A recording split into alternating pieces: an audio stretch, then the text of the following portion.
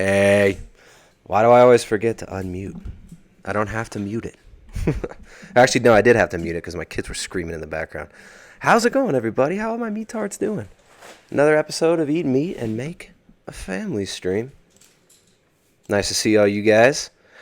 Woo, got quite a few people hanging out today. So, vegan Footsoldier, everybody's favorite warrior of vegan supremacy, masked avenger of social justice for the animals, will be joining me today.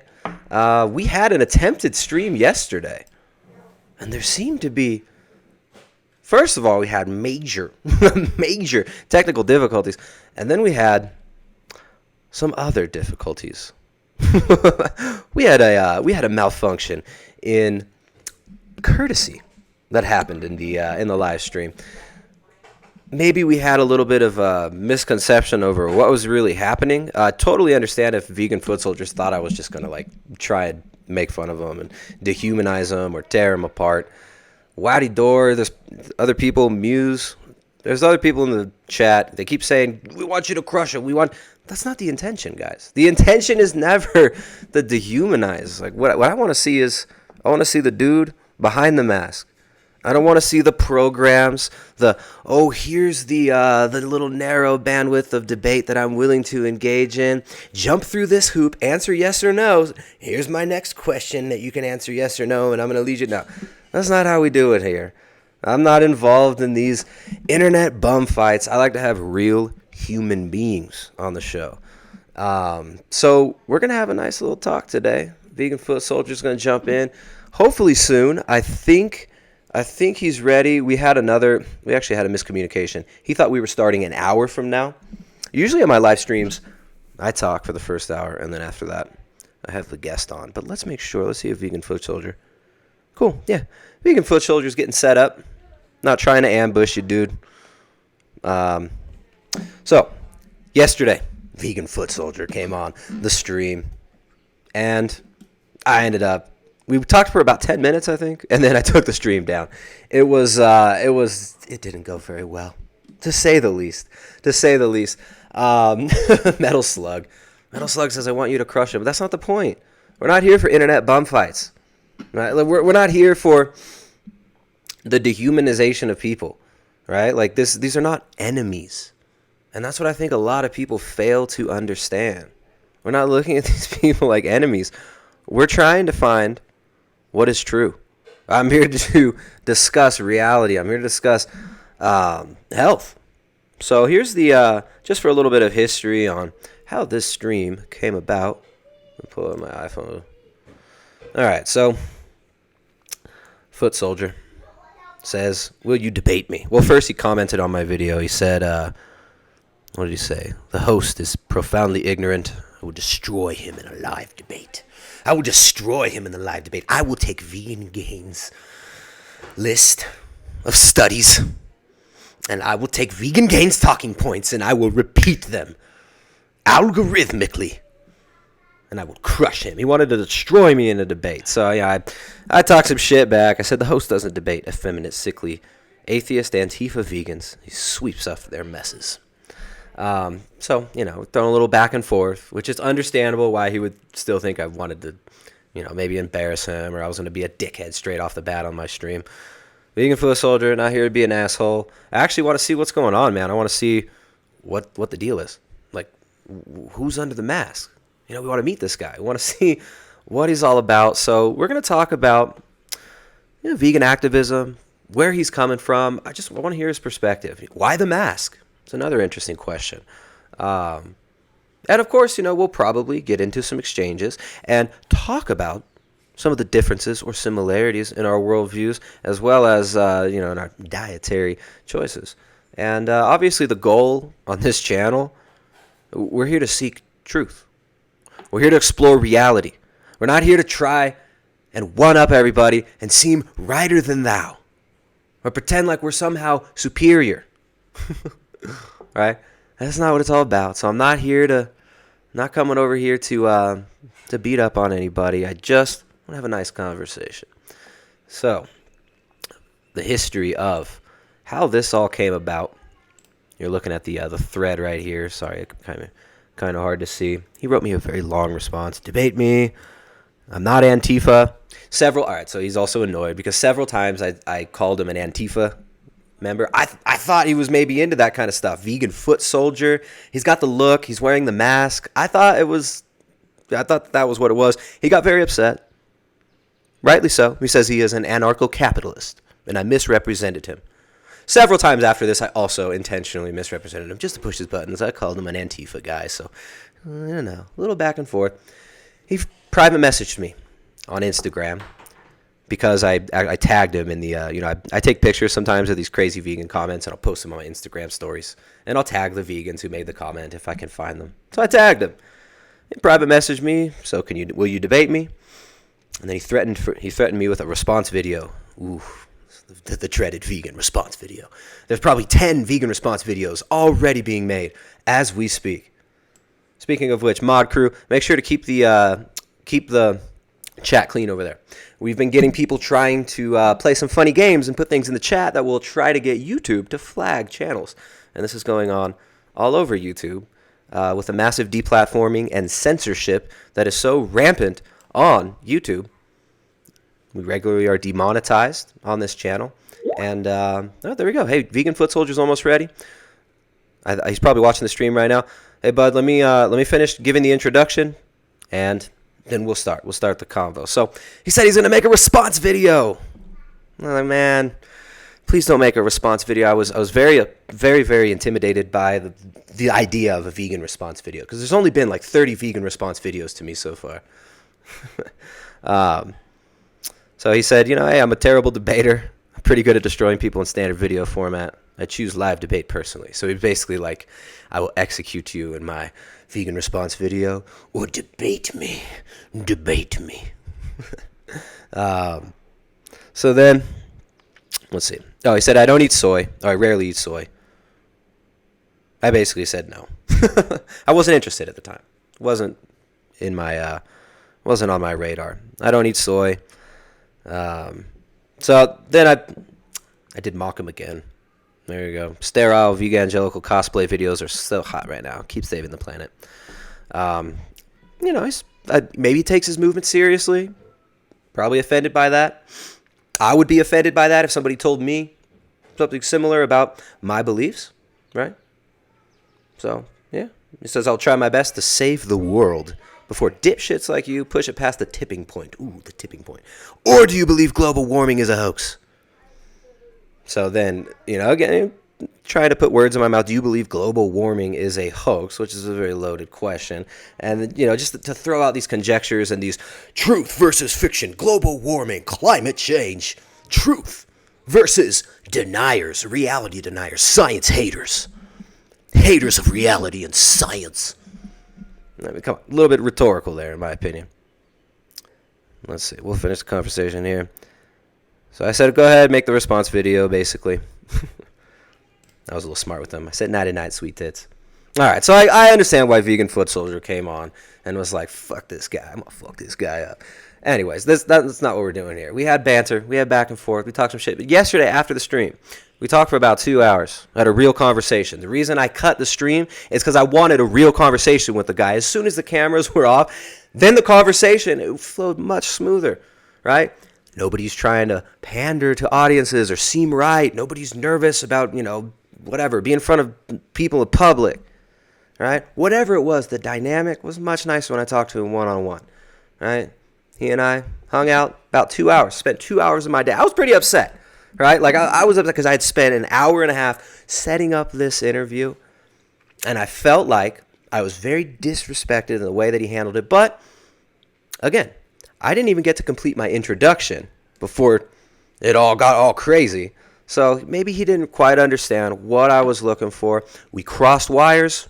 We both were not sure what was going to happen. And no harm, no foul. I told him, you know what? Let's do it again tomorrow. Let's have a real conversation. I want to see the guy beneath the mask, and we'll talk about this stuff. So, again, he had to go to bed because he told me he was going to do something about 4,000 feet high. Challenged me several more times. I kept telling him, I'd say entice me. Just like Goji Man. I said, entice me, Goji Man. Why? Why Goji Man? Goji Man, you can come on sometime soon too, dude. The great Goji Man. He says, I'll rub vegan cream on my tits, which almost convinced me right there. Offering to rub vegan cream on his tits. I didn't know what vegan cream was, so I thought maybe I would get flagged for improper content or pornography, depending on what he was referring to. So I didn't take the bait that time. He said the vegan movement is growing exponentially, and although I play a small part in that, the more of us promoting a decent message, the more change will come. And then he did a straw man. He said, or is it the Rothschild, those pesky vegan globalists? So I'm not sure what he's referring to there. And then, more back and forth. He says something about Illuminati, which I've never really talked about Illuminati on this channel. Not a topic that we talk about here. Not sure what he's referring to there, but okay. Then more debate me, bro. I posted a picture and this is when I finally decided, all right, Vegan Footsoldier can come on.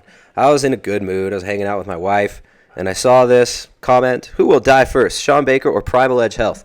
Somebody sent me this in a private message on Instagram, and I was like, damn, that's, more wishing death upon me. He's also commented before, your wife should put up a video when you die of a heart attack to tell us that you're dead. It's just typical, kind, compassionate banter. You know what? Understandable. Maybe just trying to talk some shit. Let's get a debate. Let's have some internet bum fights. Again, not interested in internet bum fights. Dialogue, real human conversation, real human interaction. That's what I'm into. So it talks about eating suffering. Stop eating suffering. So he brings up this metaphysical concept of suffering, this, die of a heart attack. Just sent him a picture of steak. I mentioned something else about Antifa. So he got mad about that as well. I'm just pushing your buttons, dude. I know you're not Antifa. For the record, Vegan Footsoldier, not a member of Antifa. Anarcho-capitalist. He calls himself ANCAP. All right. So then I finally said, okay. He said, mate, you obviously love me. Why don't you want to debate me? How about tomorrow? This is like the 10th time he's invited me. So he's persistent, I respect that. You want to come on the stream? You come on the stream, man. I've never had somebody who wanted to come on the stream so badly. He showed such passion to want to come on the stream, but also showed such compassion because he wanted to hear from my wife after I died, possibly to comfort her and, maybe comfort my children after my imminent death from a heart attack. So I thought, you know what? The guy's heart's in the right place. He wants to talk to my wife after I die. He wants to, he doesn't want me to die of a heart attack. Let's see if he wants to come on and convince me. So I told him, I don't do internet debates. I don't do internet bum fight debates. They bore me. But you can come on and talk sometimes. But you have to wear a cute sock. And then, blah, blah, blah. So yeah, I invited him on the stream, basically. You got to wear a cute sock. What are we supposed to do then? We're supposed to be arch enemies. So here's maybe the misunderstanding, right? It's like, I don't know if he wanted like this WWE fake debate thing like Vegan Gains does with people. This channel's not Vegan Gains. This channel's not Tristan invites any freaking weirdo from the internet and, Carbo Raider. Shout out to Carbo Raider. I don't have, every random weirdo on the internet come on my channel and debate. In fact, I don't do debates on the channel. These fake debates bore the shit out of me. I want conversation, real dialogue. I'm concerned with truth, not who can appear more right and have, these fake points among their minions. I don't care about that. It doesn't interest me. I want a real conversation. I want to sit down with Vegan Footsoldier and drink some vegan tea, right? Like have a cup of nice ice cold water with you. Or maybe a beer. I haven't had beer in years, though. Not so into the beer. So I said, I don't see you as an enemy, man. We're not arch enemies. I've never even seen your face. So obviously we advocate for different things. I said, look, come on sometime. We talk shit. No need for formal debate format. Just come wish death upon me. So there you go. Yeah, so there's people. All right, so if anybody comes in here trying to get us banned by making racial comments that they know will be flagged by YouTube, mods, delete them immediately. And for those of you who are doing those kinds of games, you're pathetic. You're pathetic. And yeah, just, find something else to do with your time. LARP somewhere else. So anyways, that's the history, me and Vegan Footsoldier. Then, of course, what happened yesterday, we crossed wires. I ended the stream. I said, this is not fun. This is not interesting me. But we had a great conversation afterwards. So Vegan Footsoldier, thanks for sticking around after yesterday. We had fun talking. I'm going to, see my video, cameras, focus, scoot the video actually over here because Vegan Footsoldier is about to jump on. You guys want to see a nice convo? Let's see if there's a decent, fun, enjoyable human being underneath the mask, which I'm pretty damn sure there is from our conversation yesterday. And my goal is to see what's going on. I want to let's flesh these things out. Let's talk about these ideas. It's not about trying to crush somebody or make them look stupid. It's not about trying to get famous. It's not about trying to get more views even. I don't give a shit. I didn't post this anywhere. How many people are watching this right now? What's up, guys, in the chat? We got 300 people. What's up, everybody? Let's do this. I'm going to call out Vegan Footsoldier right now. All right, he's there.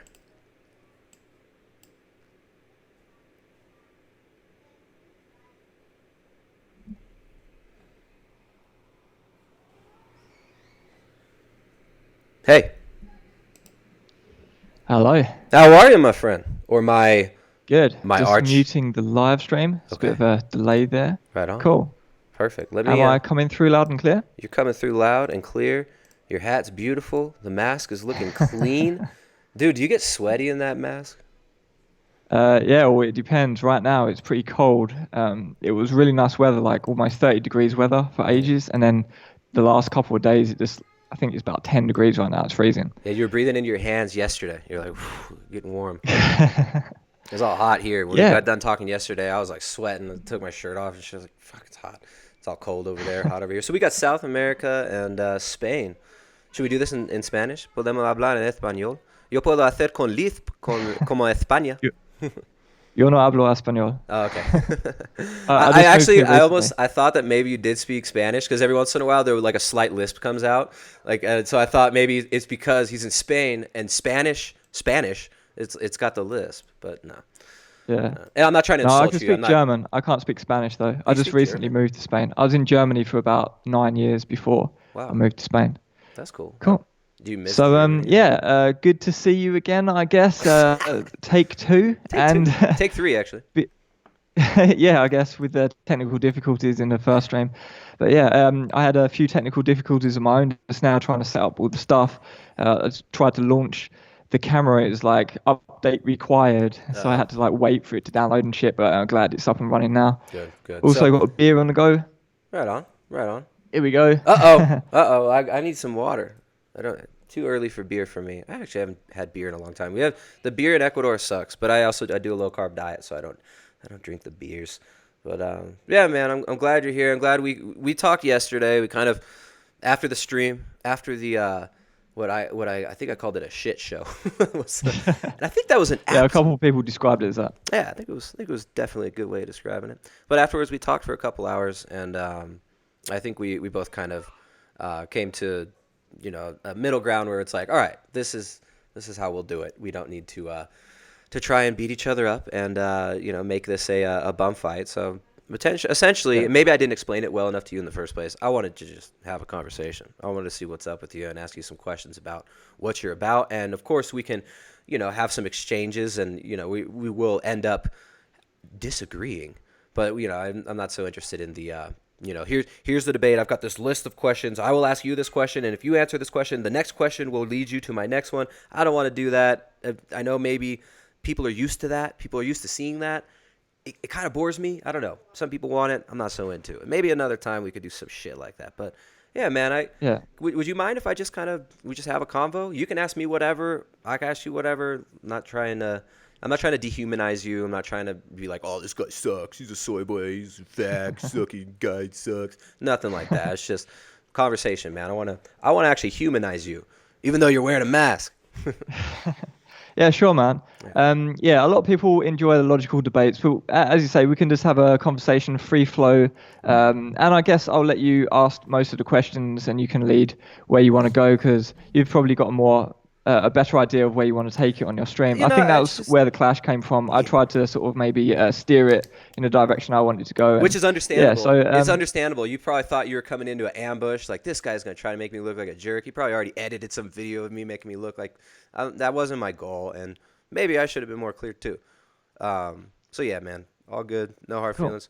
And if you want to take it in different directions, like we can try. But yeah, for the most part, it is my stream. I run the show here. I babble, and then guests come on, and they get to say a few words in between me babbling. So the first thing that interests me is like obviously, why the mask? And we've talked about this before, but just for the audience's sake, like why do you wear the mask? Yeah, well, there's the way I see it, Footsoldier is a character of mine that I made, and so I guess your subs are sitting there looking at a guy wearing two hats. My subs who are watching this or who will watch this on my channel, if I can re-upload that, I'm assuming that's fine. Yeah. They see Footsoldier, which is a character, and it's interesting because the lines are sort of blurred on what is the character of Footsoldier and what is the real person beneath the mask. Or the face hat, as I like to call it. Right, because it seems like, I mean, it doesn't seem like you're putting on an act when you talk, you know, I mean, you do your videos, yeah, you talk a bunch of shit, you make fun of some people, you crack some jokes, but it doesn't seem like it's, you know, like a full-on character. It seems like it kind of comes from within. Yeah, it is and it isn't. I think the thing is with Footsoldier is I always take it a tiny bit further than I would in real life. If I was talking to someone, if I was making a response video to someone, for example, I don't know, imagine Vegan Gains. If Vegan Gains met someone in the street and they said, oh, I eat meat because X, Y, and Z reason, he's not going to like shout his head off and like get his pretend guns out. Stomp your baby to the curb! Yeah, right. Yeah. There's a certain amount of exaggeration there. Obviously, I'm vegan and I'm passionate about veganism, but Footsoldier is an extension of that to make it a bit more wacky and absurd than it otherwise would have been. Do you think it adds or detracts from the message? I mean, obviously, you probably ask yourself this all the time, but like, how do you think the message is received? Because, you know, our first interaction, I knew you weren't Antifa, like, but I called you Antifa, you were wearing the mask, and you're like, oh, fuck that, I don't like these Antifa guys, I don't want to be called that.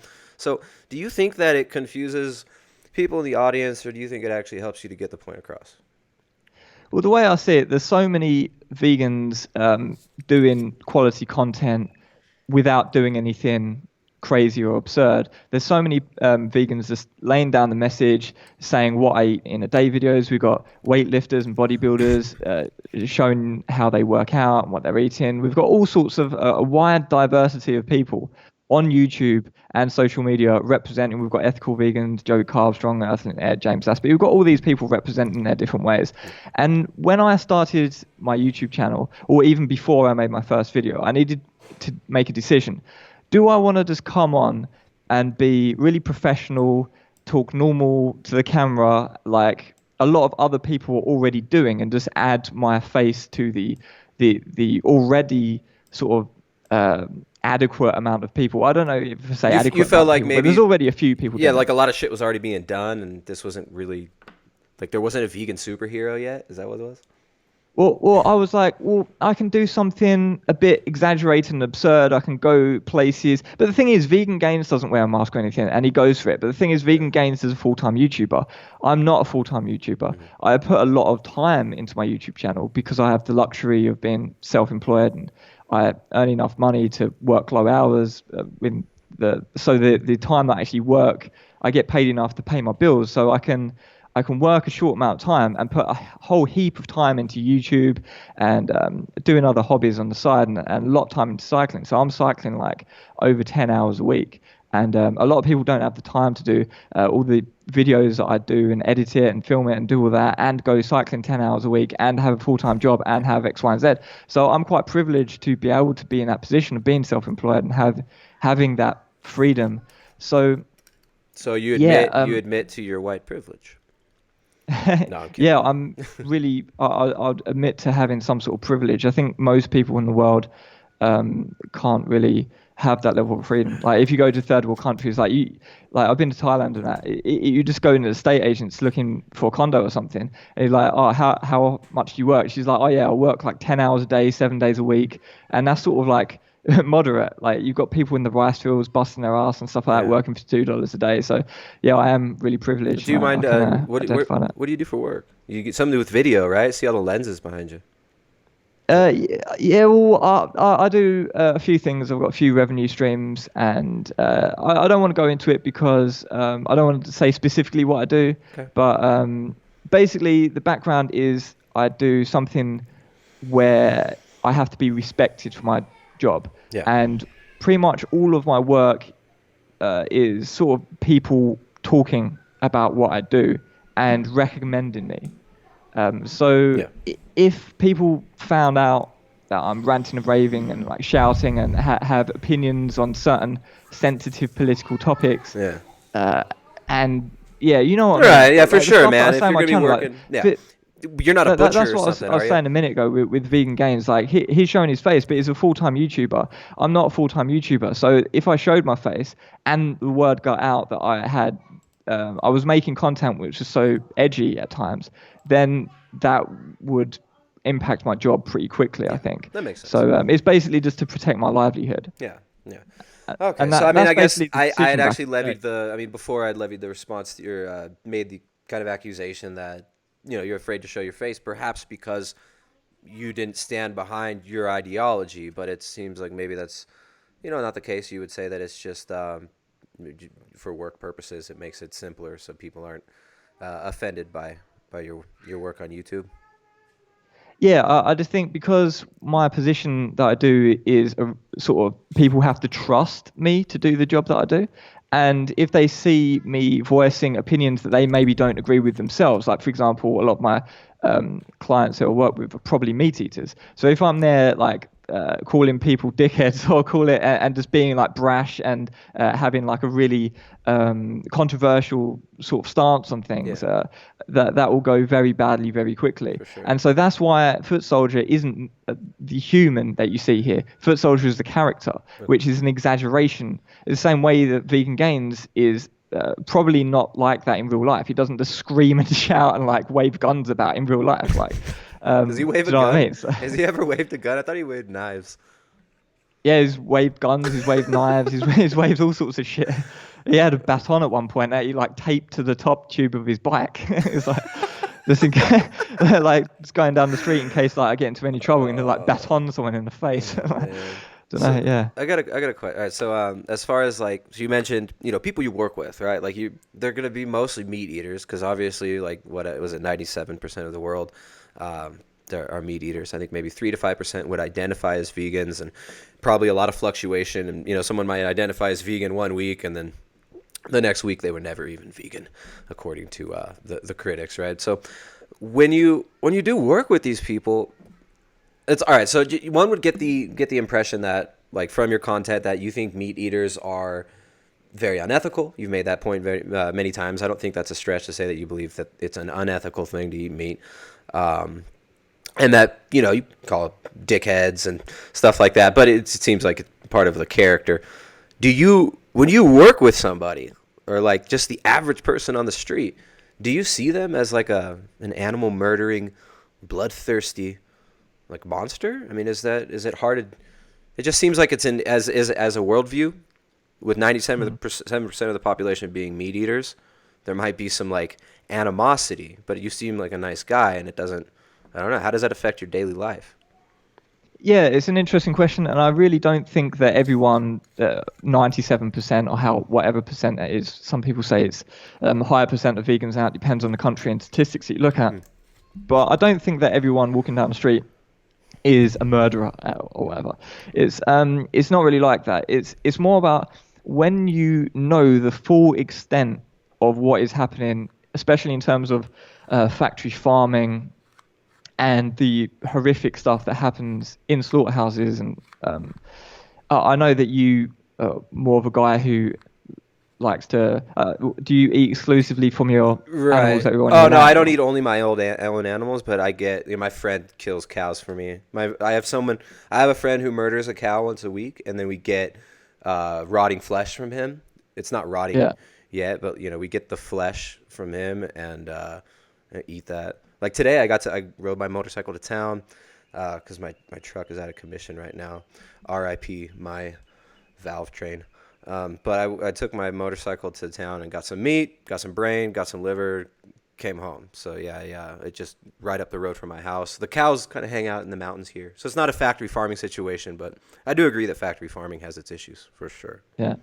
Yeah, because ultimately the animals all die, obviously. Yeah, just But like us. I Yeah, I guess, but prematurely, I guess. But the thing is, a lot of people just don't know because when you see stuff like Cube of Truth, do you know the Cube of Truth, Anonymous for the Voiceless? Yeah, I've seen I've When seen they're these guys, they wear the Guy Fawkes mask and they stand yeah, around. and they're standing with TV screens in a cube formation, and then you've got someone talking to people in near proximity of the cube, explaining about what they're seeing on the screen. And a lot of these people come up. Obviously, you get a lot of people saying, "Oh no, it's just the way things work and circle of life and all that sort of stuff." But a lot of the time, you do get people being like, "Oh my God, I didn't fucking know that this is what the deal was. I didn't understand."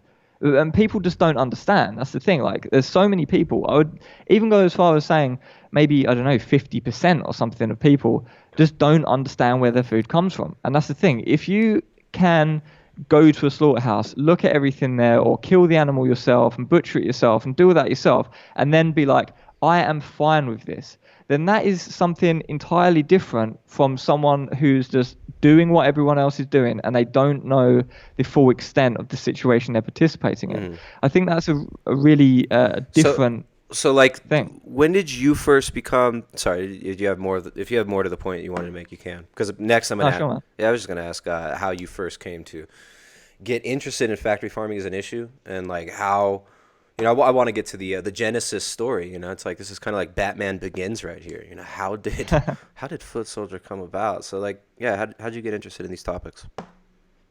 Yeah, I guess it's a good question. I firstly got interested in veganism because of the health sort of side of things, and the I just didn't know about that lifestyle, and I quickly got into the ethical side of it and the environmental side of it.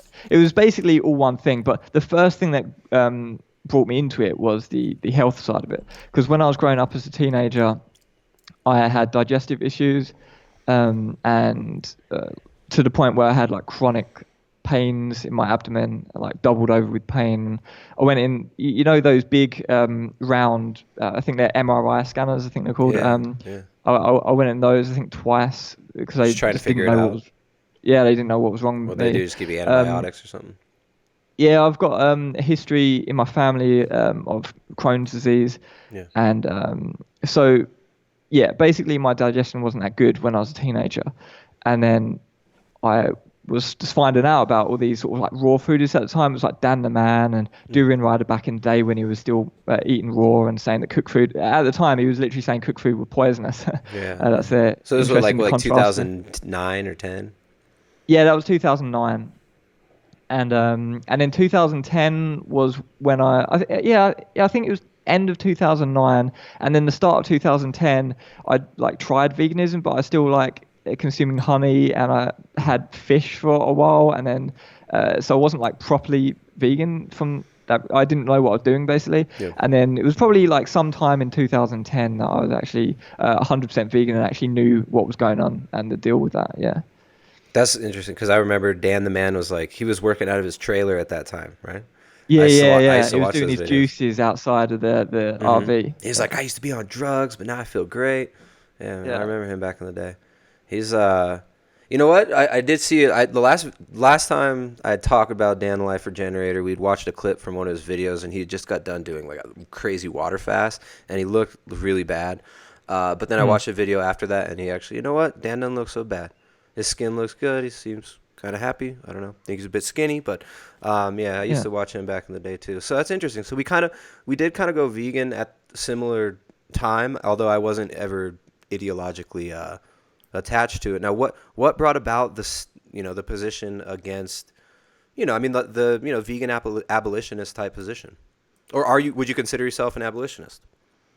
Yeah, I want the animal agriculture industry to be abolished. Yeah, so that happened a bit later. That I was because obviously it's a learning curve. You can't instantly. Well, there's some people who just binge watch loads of documentaries and then they somehow get clued up really quickly, and then all of a sudden, almost in like a week or two, they're doing a street activism or something. Those people do exist, but I think for most people, it's a bit of a learning curve. You sort of have to understand the movement before you can really be really like any sort of significant voice in the movement. You can't really you can have passion about it, but if you don't know the facts and figures, you don't really know the ethical arguments and stuff, it might be difficult to get your point across sometimes and actually understand what you're actually arguing for. So it's like an education thing. You think for a lot of people, they get into veganism, they try the diet, and then it takes time and education for them to become, and get into the activism.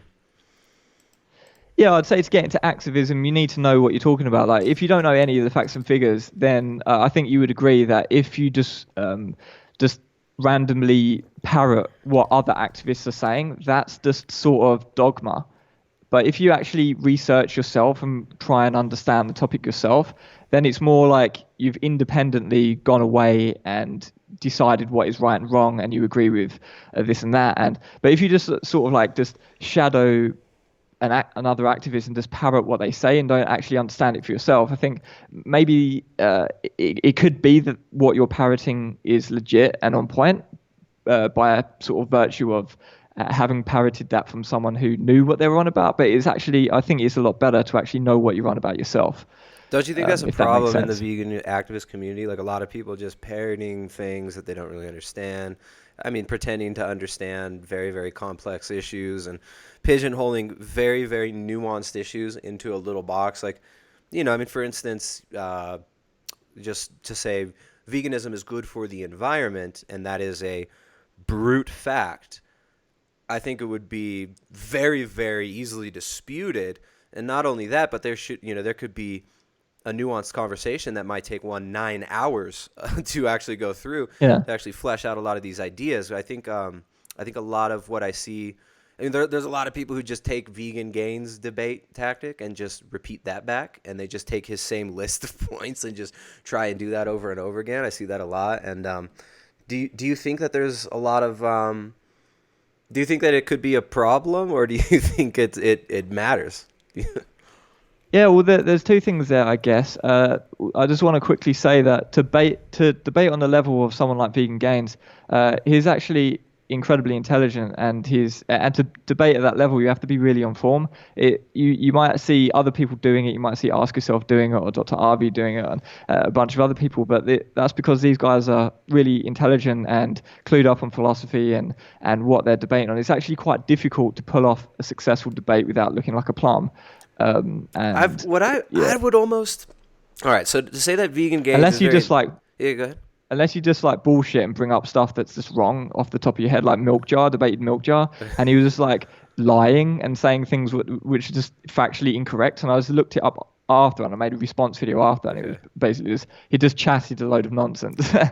But I've seen Vegan Gains. I mean, look, here's what I'll say about the Vegan Gains debating, and you can respond. He's got a crowd of viewers, of followers.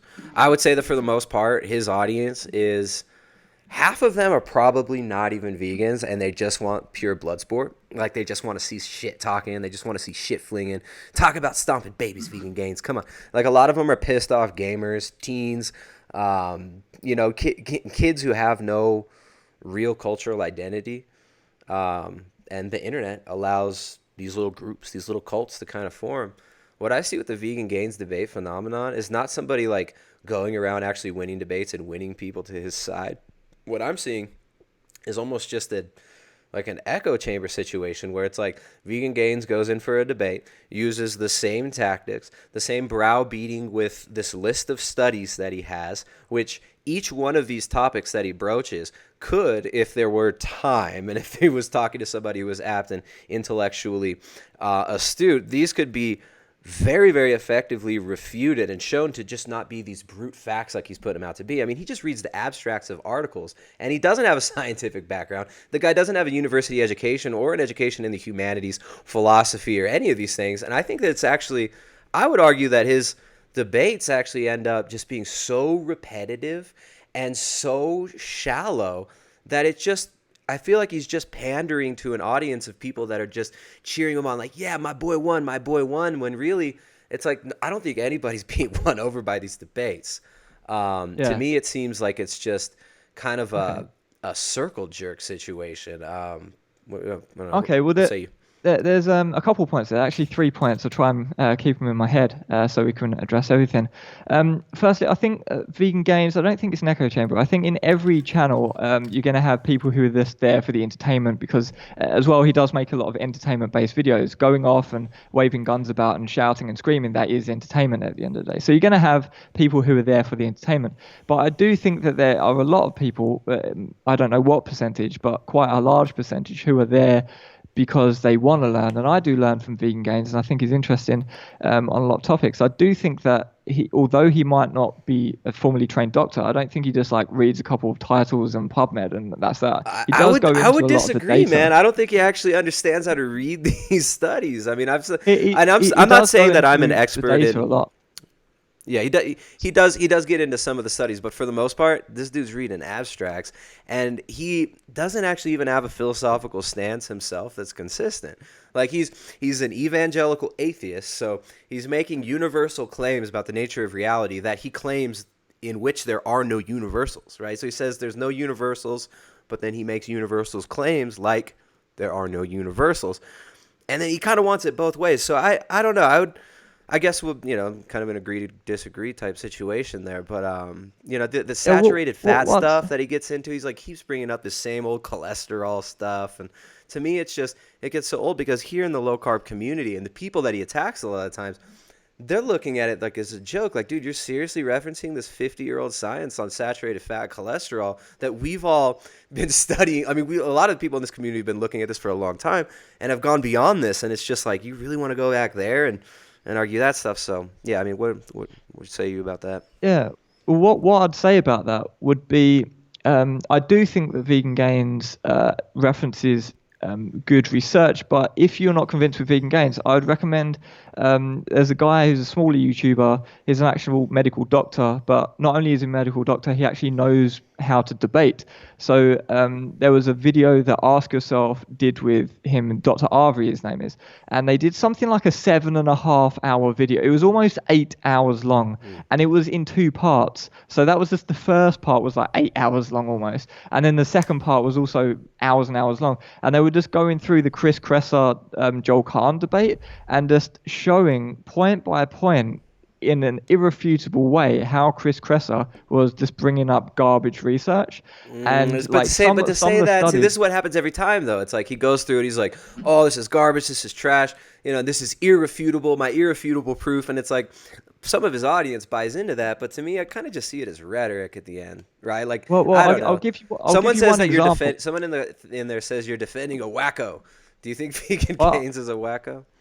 Yeah, I think he's a bit eccentric, but I'll give you one example of the way that Chris Kresser, he looked like he had all this cool data, but there was one study that he used, which was quite significant in the debate, that if you actually look at the medical literature, there was an update to that study published, like a peer-reviewed update statement. And if you look at the update, what they did, they basically just changed the meaning of the study because it was a garbage study, and they updated it, and the whole conclusion changed based on the update. Okay, so you're saying he used a bad study. I don't have the studies in front of me, so I can't refute or back it up, and I'm not here to defend Kresser, nor do I agree with everything he says. I think he did a good job. I think Joel Kahn is incredibly intellectually dishonest, and he's an ideologue who basically just went out there and tried to play little cute word games. I like his introduction where he's like, yeah, I'm from Chicago, Motor City, badass. Vegan 40 years. I like when he pulled out all his pills. Like he was all cool. Like check out. Like this is how you do it. Pop this pill. I don't know, man. But Yeah, to be honest, I didn't really think he represented as like I think Chris Kresser was a better debater. I can give you that As Chris far as Kresser was better. perception of the audience. Now, my issue with this line though is like, I don't care who's a better debater. I don't care who appears to win a debate. I care what's real. I care about reality. I care about what's true, right? I mean, isn't Yeah, that the but that's point? Is why to it's get to so what's true? important. That's why it's so important, because if someone is a vastly better debater, like Chris Kresser is a decent debater, Joel Kahn was a horrible debater, but was a doctor, and he, in a lot of people's opinions, maybe don't agree, he had the better research. And because Kresser was such a better debater, it came across like he was more compelling, so people were more convinced by him. Yet Khan actually did, like, he absolutely trashed some of his points, but he was such not such a bad debater, but just wasn't as good as a debater to actually make a good point of it. Like, he was talking about was it the Hijacked equation or something, where the more cholesterol you eat, it sort of like tapers off because it's a hyperbolic curve and stuff like that. And he that was a really major point, No, but because the it just point, but refuted what also, Kresser was saying. yeah, okay, but also, or But yesterday. then he didn't keep on with it. He just sort of dropped it. He just like said it once and dropped it. But that was like wrecking everything that Kresser was saying at that point. But He was just like, I yeah, don't think fine, so. just I like don't moved think that on. really. I don't think that point would have. I don't think that was a Jenga piece that was going to tumble the whole tower. It didn't seem like that to me. I don't know, man. Joel Kahn's points, I think we both agree that he's kind of a goofball. He's a funny guy. I thought his points were very outdated, and he got really, I don't know, he appealed to his own authority quite a bit. Who's the doctor in here? Who's the scientist in this room? It was just kind of funny to me. But yeah, I don't know. Yeah. Well, the I did a interesting video thing- response to some of the points in that. I think I did. Or no, that was a different Joe Rogan video. I actually haven't responded to that, but I don't know. If you want to keep talking about that, we can. But that debate wasn't that interesting to me either. Well, the one thing that I would say is that when people say, yeah, you've just brought up old, at one point, he brought up an equation, and then Kresser was like, oh no, or even Joe Rogan, I can't remember exactly. I watched it live, and then I haven't watched it again since, so my memory's a bit hazy. But someone said, oh yeah, but that's just like an old equation. That's like from the 70s or some shit. And it's like an equation doesn't just... Those are old studies you're bringing up from the 70s. And I agree, you can't say, oh, that's old, and that it's old, therefore it's not true. That's not, it's like saying, what I was gonna say, though, is it was a particular equation, and equations don't just stop working. Like, pi doesn't stop being pi in 20 years or something. It's still going to be 3.14, whatever it is. Like, there's, or a better example with another equation, like the sort of Pythagoras theorem. It doesn't change. It doesn't get old. Once there's an established equation which hasn't been refuted as bullshit, it doesn't just magically stop working. And whether it was made in the 70s or the 1870s, it sort of has no relevance. Yeah, but the relevance, the actual accuracy and the relevance of it predicting disease or predicting anything that has to do with health, I think that's what Kresser would have been calling into question. Not, oh, it's irrelevant because it's old, but I think he was saying, oh, this has been thoroughly debunked since those times, and there's been many other studies that have shown the opposite since then. But yeah. Well, what I'd say is maybe you'd even agree with this, because that particular point was interesting, because it had a lot to do with saying that saturated fat raised LDL cholesterol, and that's what Kresser was trying to debate. But you seem to think that having high LDL cholesterol isn't necessarily bad. Mm-hmm. So you might not even disagree that saturated fat raises LDL cholesterol, because you think that high LDL cholesterol is okay. Dude, no, I know it. I know saturated fat can. And that's another thing about the debate. Because that was what they were talking about. Yeah, no, actually, that's what I think is silly is Chris Kresser. I think Chris Kresser didn't actually hit on a lot of the right points, and I actually I kind of take umbrage with the fact that Chris Kresser said they both conceded that you need a lot of plants in the diet, and I think that's not true at all. So, but yeah, I think that Kresser should have. I think he may. I don't know if he's being dishonest by this, and there's a lot of people that do advocate, oh, well, saturated fat doesn't raise cholesterol levels. There is a subset of the population, and Dave Feldman calls them lean mass hyperresponders, when they go on a low carbohydrate diet, and they do tend to be leaner and athletic and active people, their LDL cholesterol shoots up dramatically, right? So yeah, there's never been any study showing that high LDL cholesterol is a risk factor for earlier death, for all-cause mortality, along with having low triglycerides and a good trig to HDL ratio. There's never been one single study, no study at all, showing that LDL cholesterol increases all-cause mortality. In fact, there's many studies that seem to show the opposite. Right now, this is something that's not really fully fleshed out, and there's never a lot of this stuff. What I think is funny is to throw out the word science or pretend like it's brute fact that, saturated fat is bad because it raises LDL cholesterol is the vegan side. And then Kresser's side is like, well, saturated fat doesn't really raise LDL cholesterol. When I think it would have been a better argumentation to just say, well, show me any, and he might have even done this, but I think better argumentation is show me proof that LDL cholesterol increases all-cause mortality. Yeah, I think there is studies on that, but I can't really talk about this sort of stuff because I'm not knowledgeable enough about the medical literature. I know a couple of studies. I can go and look up some studies and come back to you on the point, or look through studies that you have. But yeah, right now, we off the could top maybe of my do head, that. We could exchange some, I don't know, like if you tag me in Twitter or something, maybe we could have a thread or talk about some of these things. But I mean, this is something that I've studied pretty extensively. Of course, I'm not an expert, but there is an article that was just recently published. Let me see if I can switch to the tab. If I can't find it, I'm not going to waste the audience's time by searching for it. But there was. Well, go ahead. while you're finding that, I just would say that although I can debate health using medical studies and stuff at some sort of foundation level, I'm not really the guy for that. I think Dr. Arvi and Vegan Gains are more equipped for that. I'm sort of coming more from the ethics and the environmental side. Okay, yeah. Yeah, no, I mean, health on a common sense. I'm not trying to debate health or browbeat you with studies or anything. I just thought it'd be interesting to just bring up this one study about LDL cholesterol that was recently published, but I'm not finding it right now, so I'm going to drop it. There was one in The Lancet recently published that was saying that a keto diet was like the worst type of diet or something.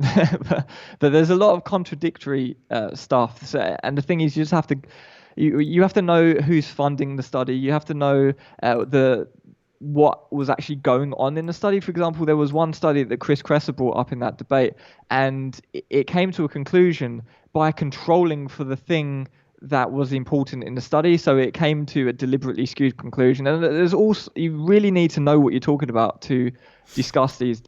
So here's for the audience, not deep enough into that. For sure.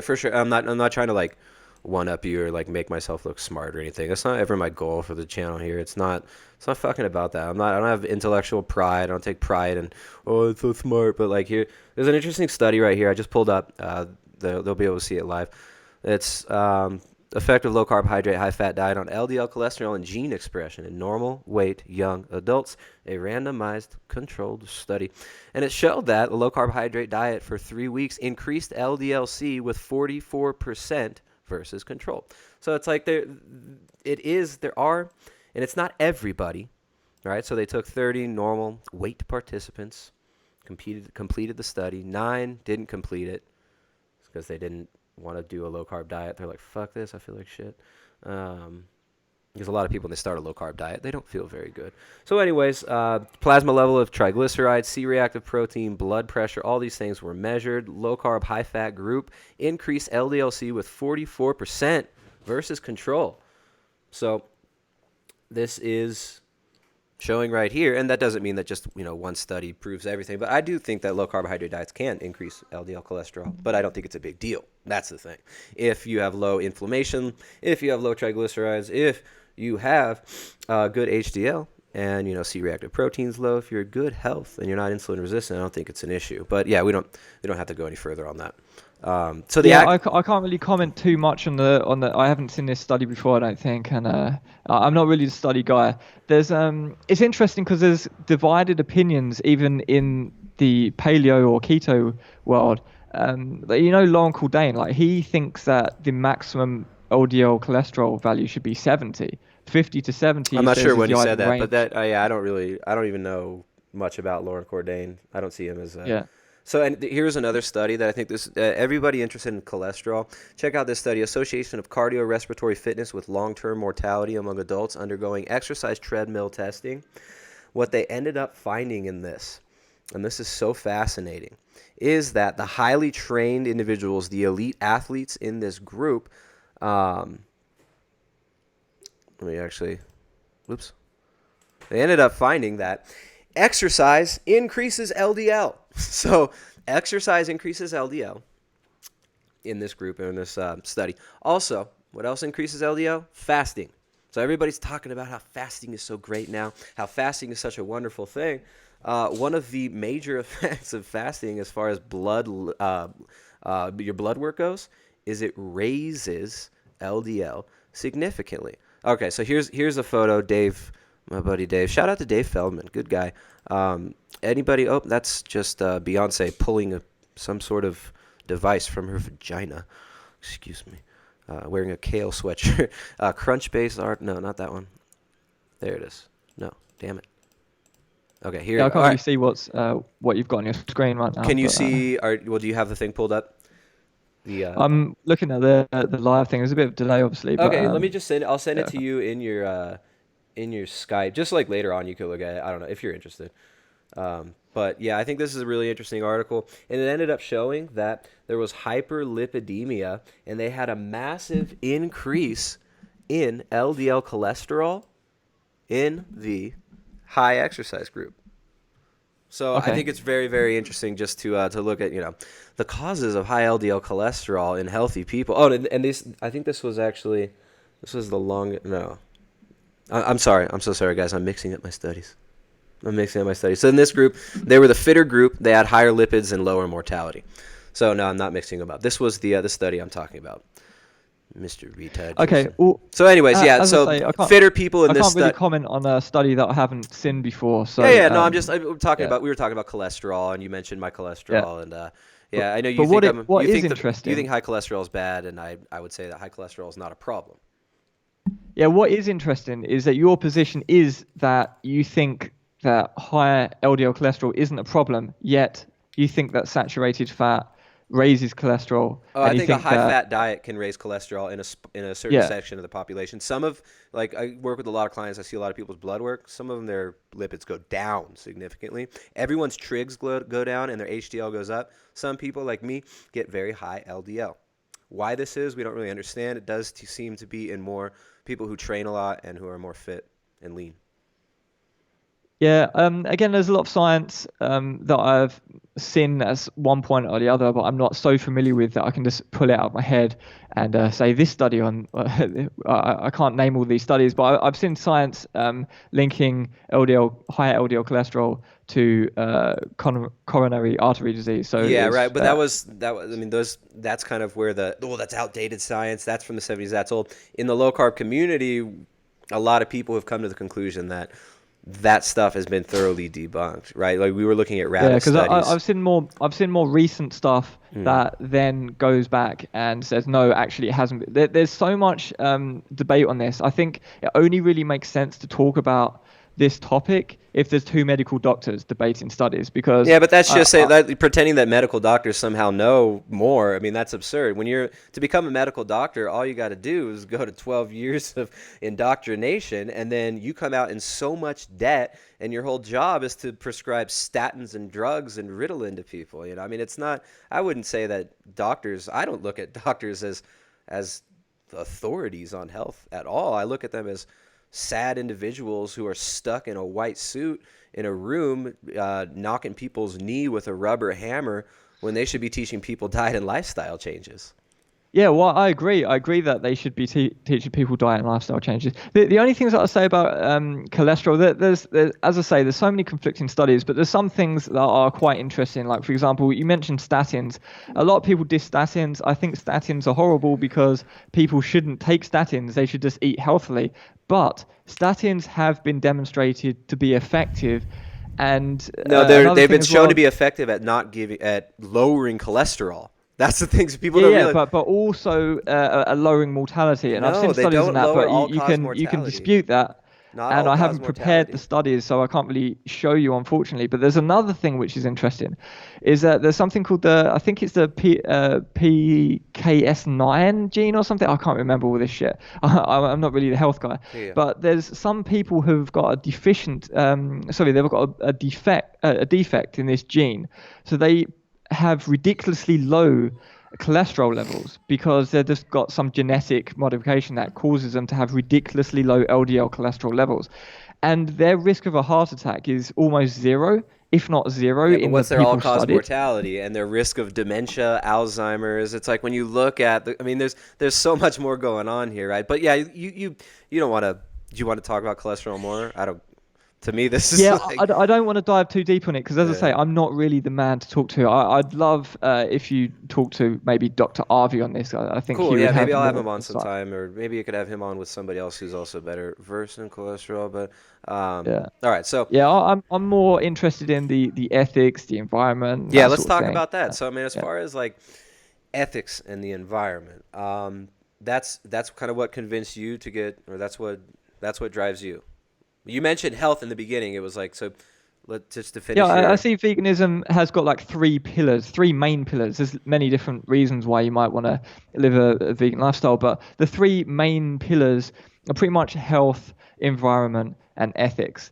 And at the beginning, you might be convinced by health, you might lose a bit of weight, you might feel better, have more energy, or whatever. I'm not saying. Did you experience that when because you mentioned digestive issues, like you were trying to get better? How did Oh that? yeah, yeah. I remember I was eating meat and I was eating at university like lamb's hearts and stuff because they were super cheap Mm. because no one in London at that point in time, Because the area I Sverige was didn't living, live in London. Yeah. yes, there was not enough Sverige people there, and there was stuff like the chicken wings and the lamb's hearts and the kidneys and the at one point I was interested, like this is what was this, like 2006 or something, so this is way before I looked into ethics. Hmm. I actually wanted to order tripe in so I could try what the hell that was, and I just Yeah. wanted to go through and just try all this animal food, to just try it all, Yeah. because all the offal specifically, because it was super cheap and I Right. could afford it.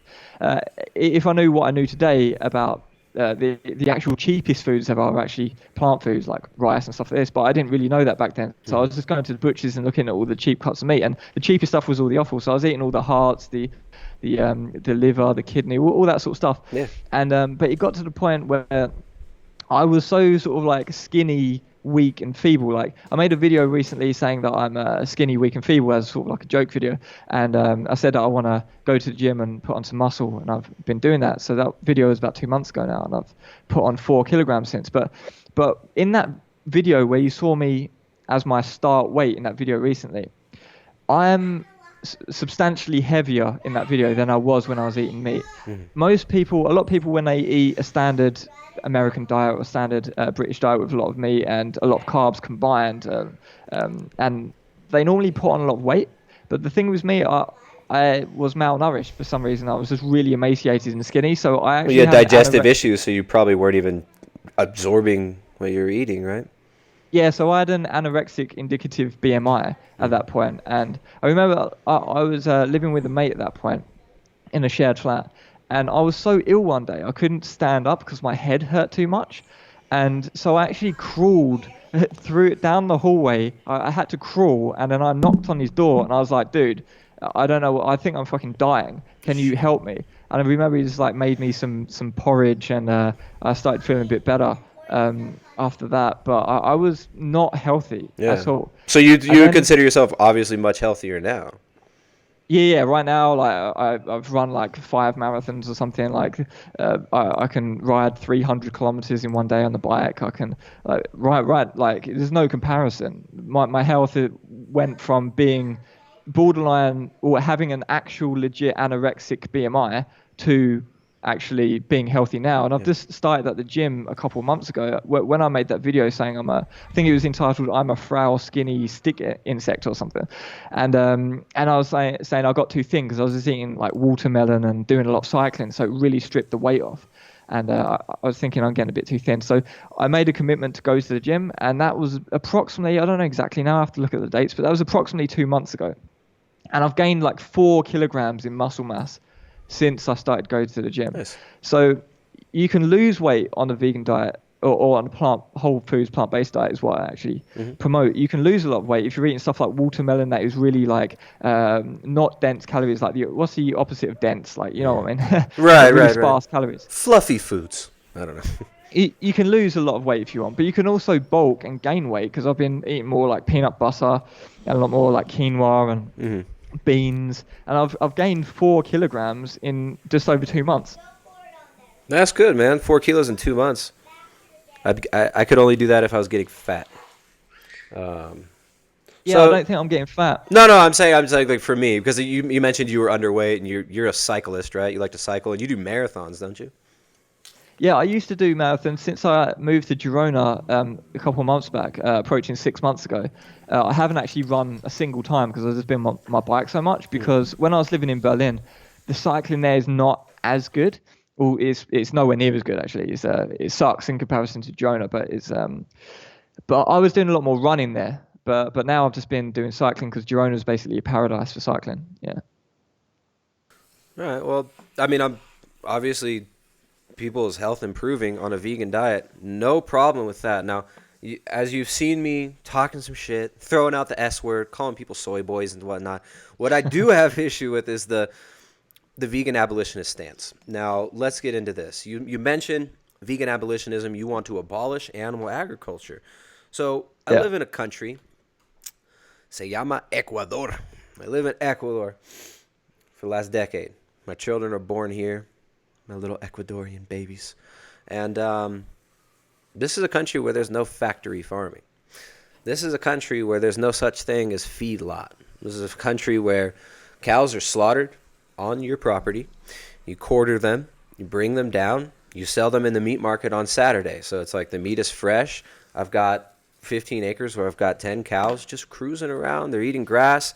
There's nothing else that I could grow on this land. It is hillside, jagged, craggly rock. It is grass. Grass. That's just constantly growing. And are they spraying inside? Yes. Little shits. Jessica looks freaked out. The kids are trying to spray inside the house with a hose, and she's protecting the computer from my son spraying a freaking hose. It's on jet, and he's like, psh. He's got these like savage little eyes.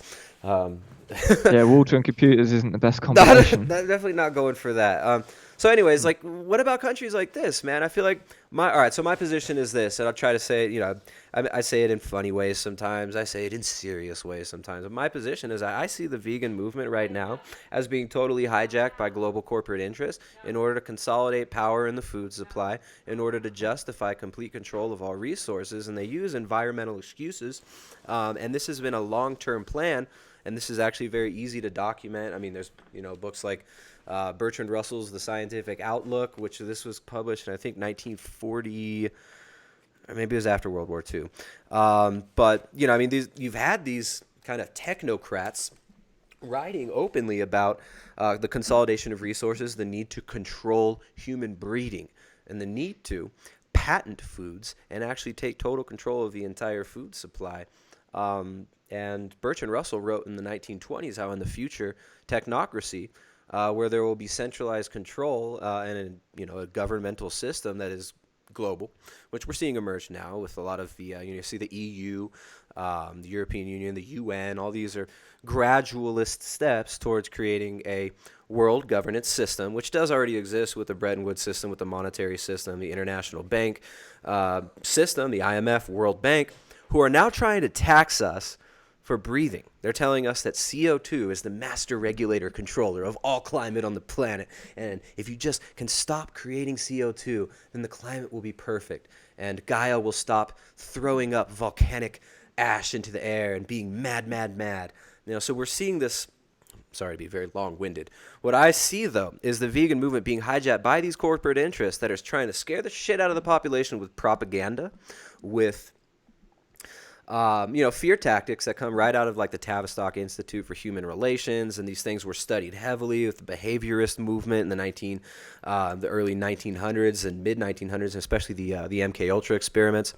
So what I see is this global movement to use veganism and to leverage this sentiment in order to consolidate resources on the behalf of massive corporations, billionaires, like the Rockefeller Foundation funded the GMO revolution, which actually ended up creating the factory farming system that we see now, which is brand new. So I'm somebody that lives in a place where we've got locally produced food. There's no factory farming. I can go slaughter my cow right now on my land if I wanted to. My neighbors kill cows all the time. We get the meat from them. We bring it home. We eat the meat. Why should Ecuador, the sovereign nation of people that are not eating factory farmed meat, why should they go vegan? What is the environmental and ethical imperative for us to go vegan? And then I guess I made a long-winded introduction of that. Then we can talk about some of the other issues, which the global corporate technocracy that I see hijacking these movements. What do you think about that? Should Ecuador go vegan? We're all grass-fed, no factory farming. Well, yeah, there's a lot of stuff there. I took a few notes, so I'm going to respond to as much of it as I can. So firstly, in terms of patenting food and the technology sector trying to control the food supply and stuff like that, well, I ate a lot of heirloom varieties of food. I ate a lot of organic food. There's actually a debate in veganism that organic versus conventional because of because of fertilizer use and stuff like this. I'm not going to get into all of that. I'm personally convinced on eating organic at this point in time, and so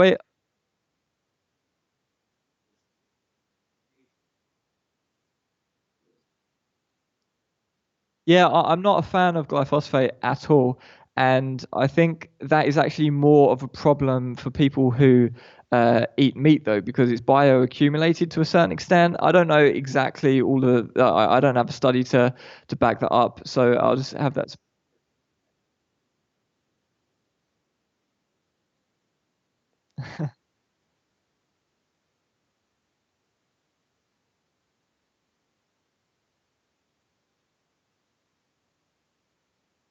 Yeah. Mm. Sorry, I had my audio off because I was gonna let you talk before steamrolling you. But yeah, Stephanie Seneff came on my channel. Sorry for the audience for that gap. Stephanie Seneff talked about this issue and glyphosate possibly mimicking glycine in the body of animals and bioaccumulating, and it does seem that that's very likely. And they're getting it because they're eating the corn and the wheat and the soy, though.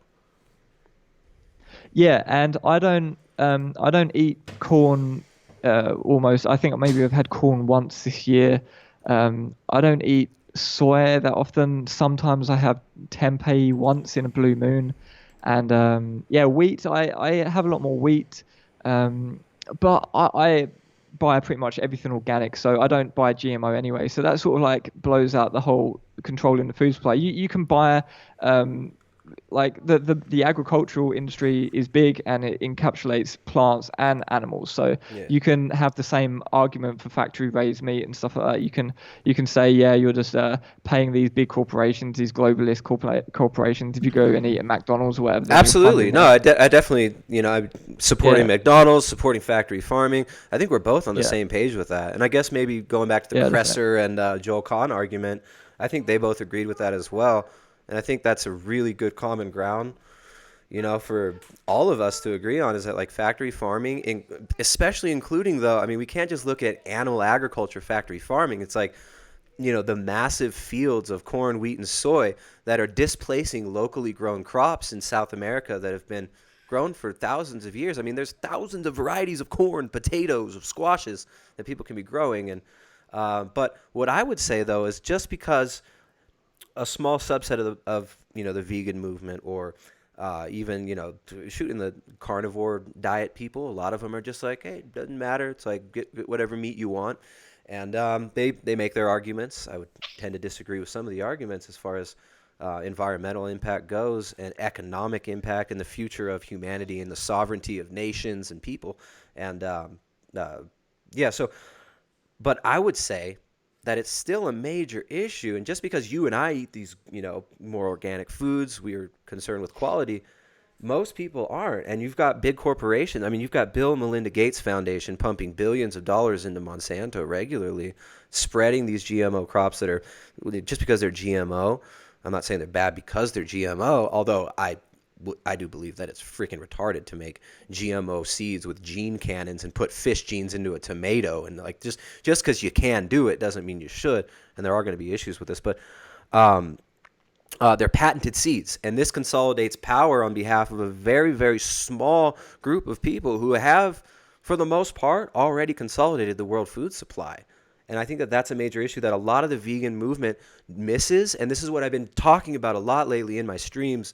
Hence the eat meat make families, which I got got the shirt, shout out to my own shirt, and I know that the term it's not just trigger vegans because there's a lot of anti-natalists and people who hate eating meat. It's like I really do see this as the solution, right? Like taking our health back, taking our food supply back, and building healthy families to me is very important.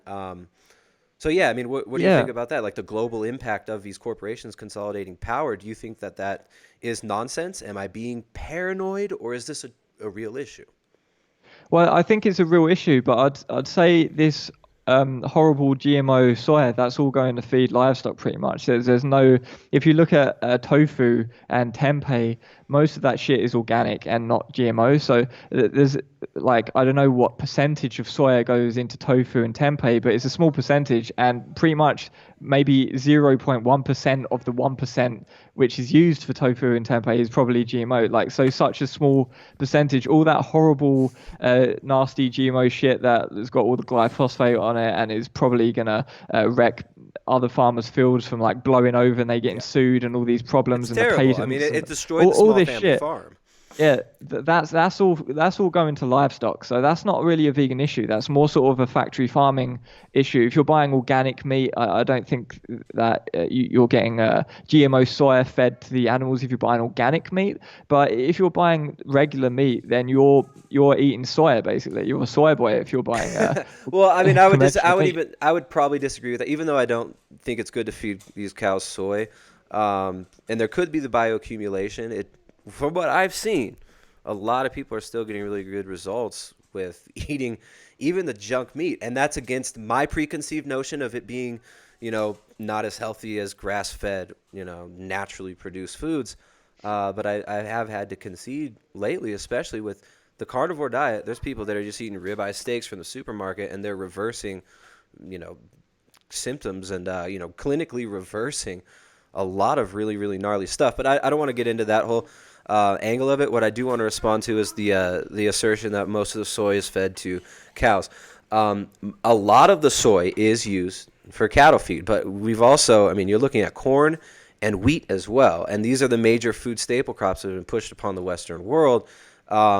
These are all consolidated crops, and the patents are owned by companies like Monsanto. And if you look at, there's a really good book for the audience, vegans out there. I think you guys would like this book too. F. William Engdahl, Seeds of Destruction. Now, this is a really good book concerning the history of the kind of GMO revolution. This has nothing to do with it's not meat versus plants. This is, if anybody can debunk the facts that he brings in this book, I would appreciate that too, because it's kind of irrefutable when you look at the history of it that this whole movement to consolidate the food supply, it's not all right. So the plant-based food thing, the argument about, well, the cows are eating the soy, that can be refuted or kind of shown to be irrelevant because the major producers of grain, the biggest grain company in the world, Cargill, is also one of the biggest factory farming companies, right? So a lot of these feedlots are owned by companies like Cargill, and they've been consolidated. So this movement to monopolize the seed supply, which was basically started by $100 million influx by the Rockefeller Foundation, and there's a history of the Rockefeller Foundation, as well as the Carnegie Foundation and the Ford Foundation, these big piles of money that are meant to be generationally conserved. And there's a big shell game that gets played with this money as well internationally. Sorry to be so long-winded. This book lays out the facts on the whole factory farming system being the consolidation of power on behalf of these giant seed monopolies. So it's like, yeah, the cows are eating the wheat and the corn and the soy, But that wasn't so 50 years ago. This just came about after World War II, when the war machine had to keep going. And economically, where are we going to pivot all this? There was consolidation of power happening worldwide. And these U.S. grain companies wanted penetration into the European markets. Cargill and Monsanto started doing tests in South America with their GMO seeds as well. And eventually this ended up consolidating power on their behalf and basically rooting small family farms and bringing about the factory farming system. So it's like, I agree that the wheat and the corn and the soy, a lot of it's getting eaten by cows. But it's the same companies like Cargill and Monsanto that are reaping the benefits from this. And now they're lobbying, actually, to remove the cow middleman and feed this processed soy, wheat, and corn products to the people through Beyond Meat, through Memphis Meats of like lab-grown meat and stuff like that. You're seeing Tyson Foods is the biggest investor, as well as Bill Gates and Cargill are the biggest investors in Beyond Meat.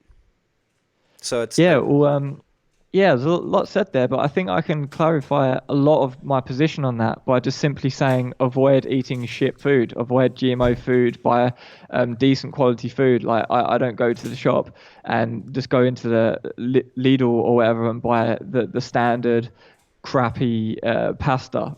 I will go to the local overpriced organic shop and buy the Dinkel, I don't know, I think it is, which is more of a heirloom variety. It's akin to wheat, but it's not the same variety as wheat. And I'll buy the higher quality version, and you can taste the difference as well. If you buy shit food, it's going to taste shit a lot of the time. There's a few exceptions. Sometimes non-organic melons taste nicer than organic melons. There's some exceptions, but generally I just opt to eat high quality foods, and I don't buy low quality GMO pesticide laden shit like soy and wheat products. What do you think about, like, all right, so you got like plant-based news and some of these other kind of activist channels? I would say that they're kind of doing LARP activism. I mean, they're getting like plant-based news. That guy took money from Prince Khalid. Prince Khalid is the son of a Saudi royal who's been, accused of all kinds of crazy stuff publicly. Is openly involved in many shady business ventures. This dude literally, there's an article from like Business Week or Forbes about the mysterious Saudi billionaire who enjoys throwing midgets for fun. It's like just ridiculous. So he's like the midget tossing billionaire. His son is giving money to plant-based news to promote like Memphis Meats and some of this stuff and Beyond Meat. We're seeing a lot of these shady billionaires are funding some of these YouTube channels, and they're pushing for the Beyond Meat. But when you look at so I've got the Crunchbase for Beyond Meat, and it shows the funding and where it comes from here on, let's see, where'd it go? Funding rounds. Investors.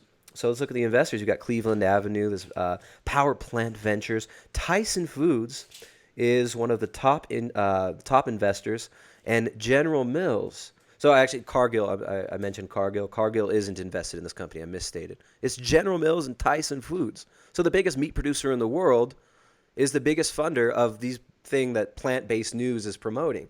Do you think that that's like contradictory at all, or perhaps detracts from the message of veganism being good, and maybe even proves my point that a lot of the vegan movement is being duped and used by corporate interests? Again, a few things there. I've written some notes. So three main things. You said about the Saudi prince guy. I think there's a bit of guilty by association going on there. If his dad done some weird midget tossing shit, I don't know if that says a lot about his son. They're different people, but I don't even know a lot about the guy himself. Of the father's royal. I mean, there's a royal bloodlines in Saudi Arabia, and the son's investing on behalf of the father to continue the power grab. Like it's about power. I don't believe. Yeah, I can't really talk a lot about this Saudi Arabian prince guy. I think I saw the video you're referring to. I don't really know who he is. I know that he's passionate about animal rights, I think, and environment. But I can't really comment on that guy specifically too much. But in terms of the investing, all these big companies investing in these food startups, it's because it's the fastest growing sector right now. Like it's better to invest in Memphis Meats or or whatever you're going to invest in, then in Microsoft or Apple, the Apple are already expensive, the shares. Like I do a bit of investing myself, and I've invested in a few of these small vegan food startups. First, We because got the number one Memphis meats investor right here. That's why he's wearing the mask, guys. This is Bill Gates faking an accent. I knew it. Yeah, I'm actually Bill Gates. Yeah, so He's Vegan Gaines' wife. No, I'm kidding. well, the thing is, people aren't investing in this because it's some shady Rothschild sort of stuff. It's more because it's just fucking profitable. And like you could say that it's some controlling globalist agenda thing, but I don't know if there's evidence for that. I think people just want to make fucking money at the end of the day, and it's profitable. So Yeah, but these are the invest in people it that and shit. actually print. These are literally the people that make money. They made money up. These people print money, and then they play these shell games for power and Yeah, resources. So the money is I don't know. money to these people doesn't matter.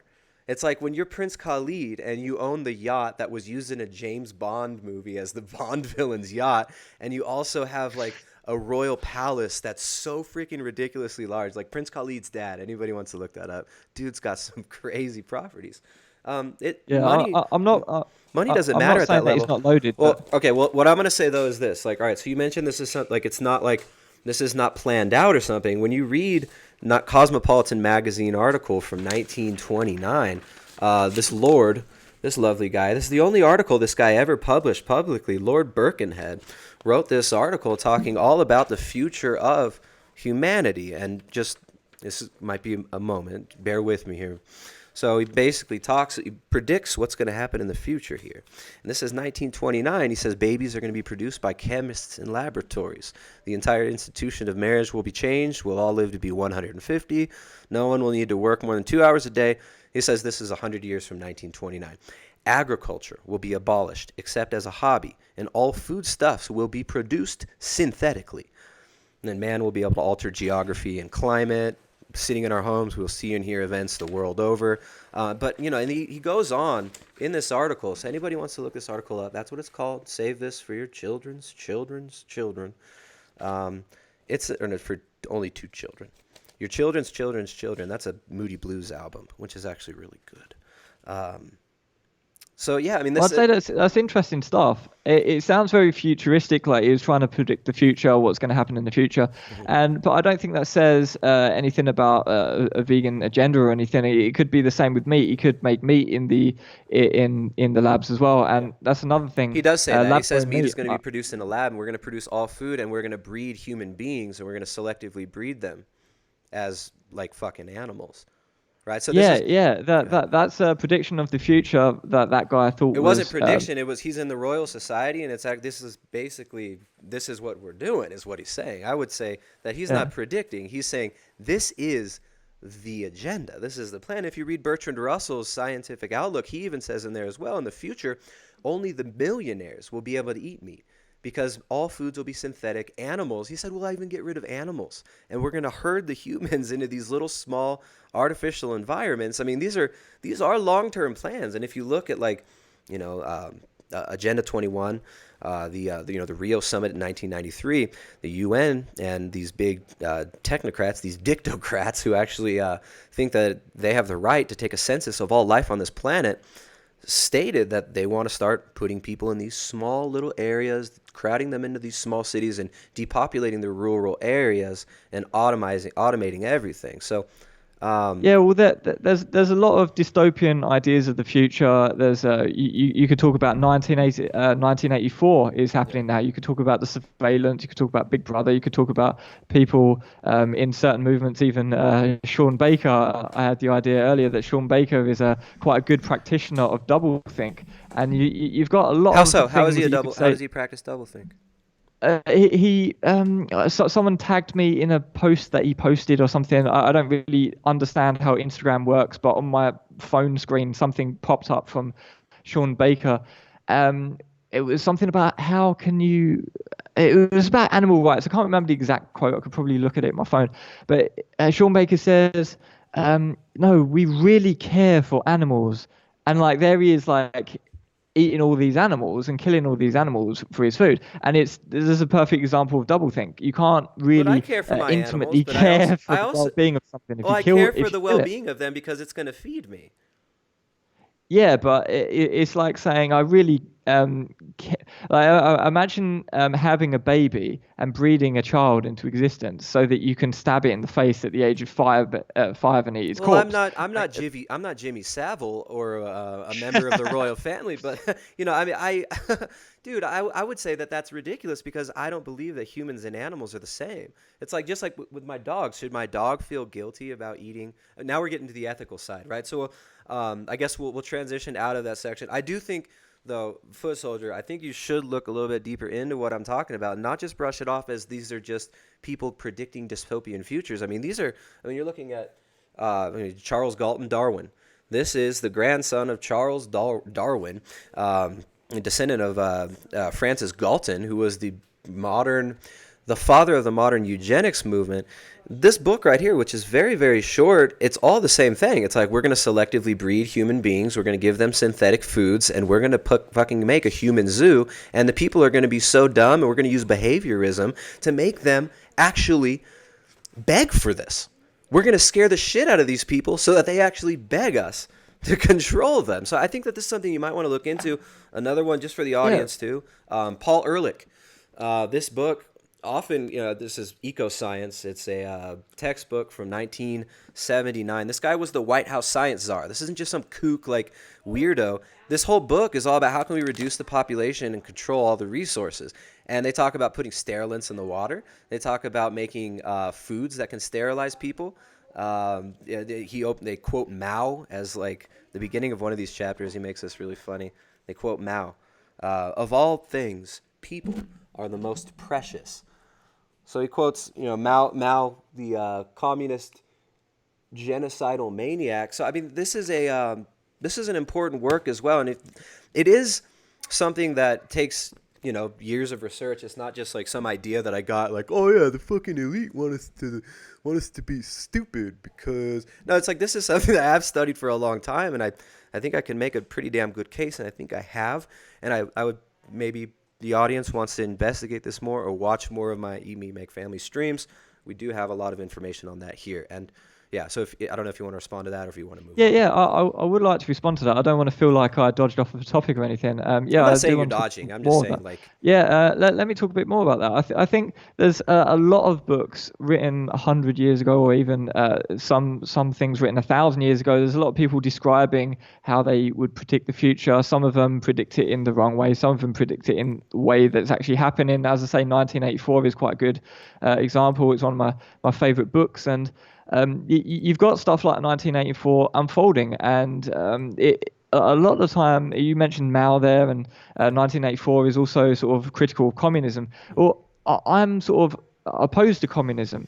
And I think that you're saying about controlling the food supply and making everyone a slave. right, And stuff like this, centralized control of all resources. yeah, That's the centralized world control and all communist. Right, that's the Marxist Yeah. end game. Is total Yeah, control. that's what I don't like. I don't like this centralized control. I'm all Yeah. about decentralization. I'm all about doing stuff yourself. I'm all about independence. I'm all about I'm not even a fan of democracy, because I think democracy is a centralization of power, because it's just Yeah. electing a small number of people to It ends govern up you. being So that- oligarchs, and people are scrambling for power, and whoever gets the top of Yeah. the shit pile gets to rule the shit pile for that time. Yeah, Yeah, it's a shell game. exactly. You're just electing your preferred oligarchy Yeah. out of a choice of A or B. I think red and democracy blue. is better than democracy too as a word. It's very loaded, right? Because the United States is not supposed to be a democracy; it's a republic.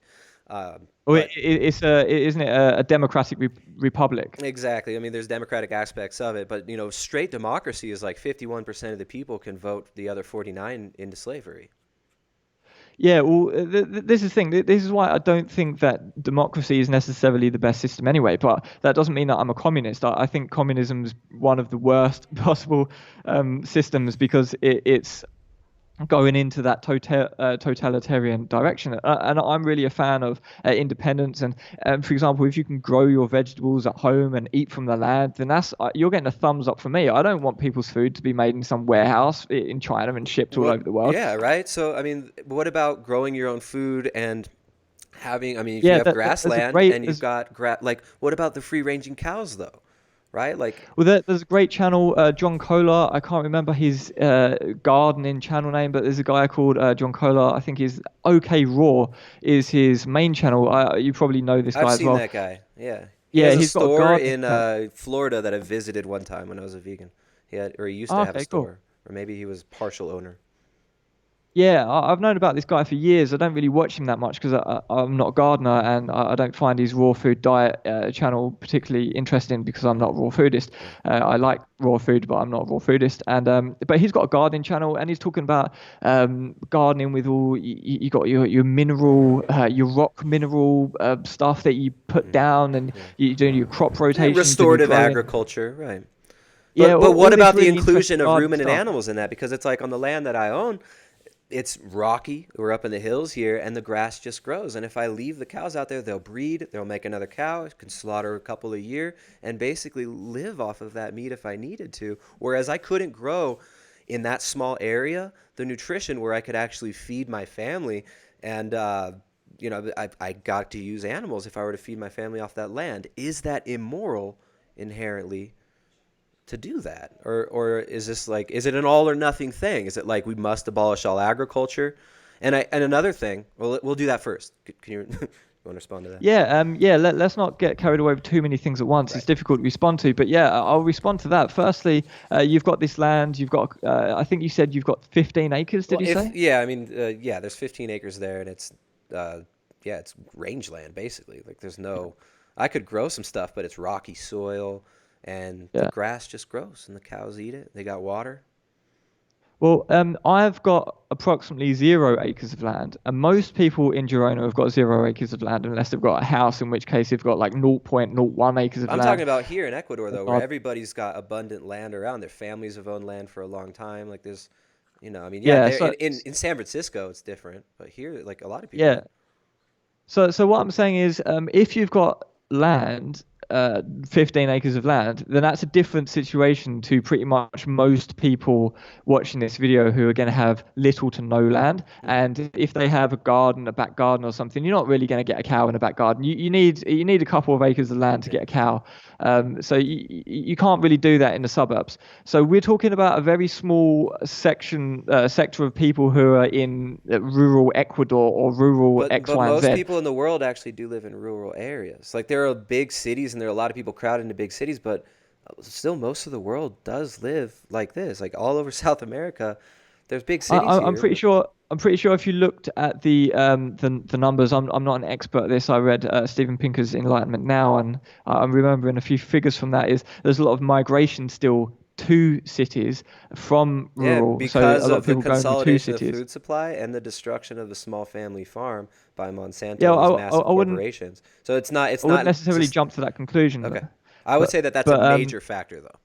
Go ahead. yeah, but what I would say is probably the majority of people watching this stream now, and if I re-upload this on my channel, the amount of people watching it on my channel, I would say maybe two or maybe three out of the say 5,000 combined people who probably watch this will actually have 15 acres of land or at least like a couple of acres of But look, land. I could feed Um, 30 of those people.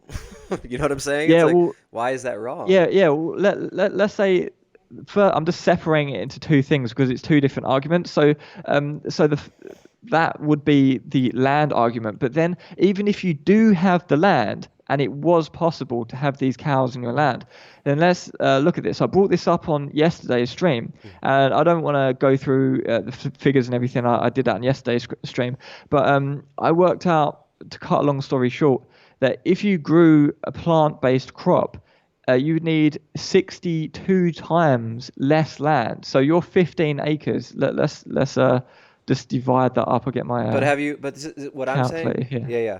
What my response to this point is I'd say that that's it's very short-sighted and a silly way of looking at it because 1,000 pounds of potatoes aren't going to feed my family. You know what I'm saying? It's like Yeah, you don't no, have any but I'm protein, you not have no saying that you fat. It's should. like yeah, I can't feed my whole family off of any plant-based food, but I can feed my whole family off of a few animals on that land. I could have just a few goats that I'm breeding, which it's I feel like there's a lot. I feel like in the vegan movement, there's a lot of people who live in cities who've never lived in rural areas before, and it's like they think that the whole fucking world is San Francisco, New York, and London. And I think that's why we see a lot of these people coming out of New York, London, San Francisco, is because they're so disconnected from their food supply. They don't understand that, like, you can't grow your own vegan garden and only eat your own vegan garden. I don't know anybody who's done it. I could be wrong, but I don't know. Well, you've got 15 acres, which is a fair amount of land. Freely the Banana Girl has recently just moved. You probably know Freely the Banana Girl. I know. I don't really watch her, but a video. She's in Ecuador, I think now. That's funny. Yeah. One of her videos popped up on my stream and on my homepage, and she's now. I think she's moved to a new you got property. notifications. Come on. She's got a new property, and she's got like papaya trees and mango trees, and I think it was like custard apple trees and all that sort of stuff. That's the problem. Sorry? But you can't live exclusively off of those. Yeah, I'm pretty sure she's living off a lot of it, and you don't need a lot of land, and that's a fruit sort of orchard. If you just do straight up potatoes and vegetables and sort of like squash and pumpkins and all that sort of stuff, which grows in a lot of places, you can get way more food. I just worked it out. Your 15 acres for the amount of food that you get with your cows, you could have 1/4 of 1 acre and produce the same amount of calories from plant foods. Yeah, but it's not foods that I want to eat, and you know how much work that is?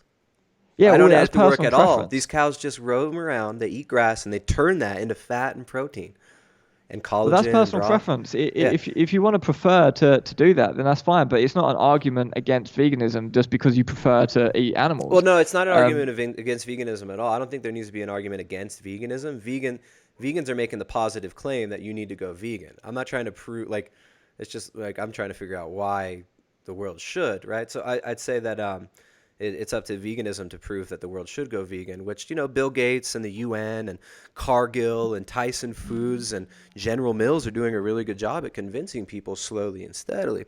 But what I'm saying, I'm not sure if I agree it was the big corporations who were convincing people. I think they're following the demand because they're making in the economics. They create the demand. You don't think that I don't really think they are, man. Okay. I don't think they are. Like, if you go to McDonald's, like McDonald's are so slow to catch on to the demand of veganism. We want vegan burgers at McDonald's. If McDonald's had vegan burgers, I would probably go there once in a while. But that's why I would say that the vegan movement is very hypocritical, because it's like, well, vegans are willing to support big industry as long as big industry tells vegans that they're right. And to me, it's like, it's kind of no. It's just offering what we're demanding X, and if they supply X, then we'll be happy because that's supply and demand. It meets. It's just basic economics, and the more demand there is, the more supply there should be. But there's been such a lag in the supply. That's a massive indication that they're trailing behind. They're not pushing that because otherwise there'd be an oversupply of vegan food. McDonald's we'd be trying to isn't push pushing it, vegan but the food down their throats. Yeah. The big grain companies like Cargill, like Tyson Foods and Monsanto, they are pushing these foods. Like they're advertising. It's not just because there's the demand. There's a demand because people are being propagandized into guilt and shame about being human. They're told that your farts are creating climate change and that every time you exhale, Gaia cries a tear of blood, and it's like we're told these nonsensical things, like, I think there's a lot. I don't know if that's 100% accurate portrayal of the global warming situation, but I think going back to the sort climate of change world, now, because it's no longer warming, it's climate change, right? It's not. They don't say global warming anymore. Well, we're getting extremes both ways, but I'd like to go back just quickly to you're saying about the world domination, like centralization of power, globalization sort of stuff. Yeah. And this has been predicted since the 20s or even earlier. You've got all the books there that are I mean, it's been an open plan, and H.G. Wells wrote about it in his book, and H.G. Wells was actually raised by Thomas Huxley. H.G. Wells wrote in his book, he calls it his book's called The Open Conspiracy. He wrote another book called New World Order.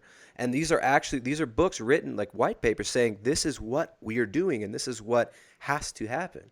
I mean, it's not like I'm making it up. You've got all these books. You've got all these books making prophecies that this is going to happen from like 100 years ago and stuff. And how comes then that it's taken them until maybe 2014, 2015 to actually have any shit in the supermarkets for vegans to eat? We were like begging supermarkets for the longest time to have some fucking options for us to eat. It's taken so long. If it was this global conspiracy by the elite to control us and concentrate the food supply and dominate dominate us, then you think that they would have done this shit in the 1960s, 1970s. They had the technology No, then. they What is were. it? It was Make a fucking you veggie saw burger. vegetarianism get pushed. You see like the changing images of man, Stanford Research Institute white paper where they talk about changing man's image of himself and creating a new eco-religion where man Yeah, worships well, Gaia.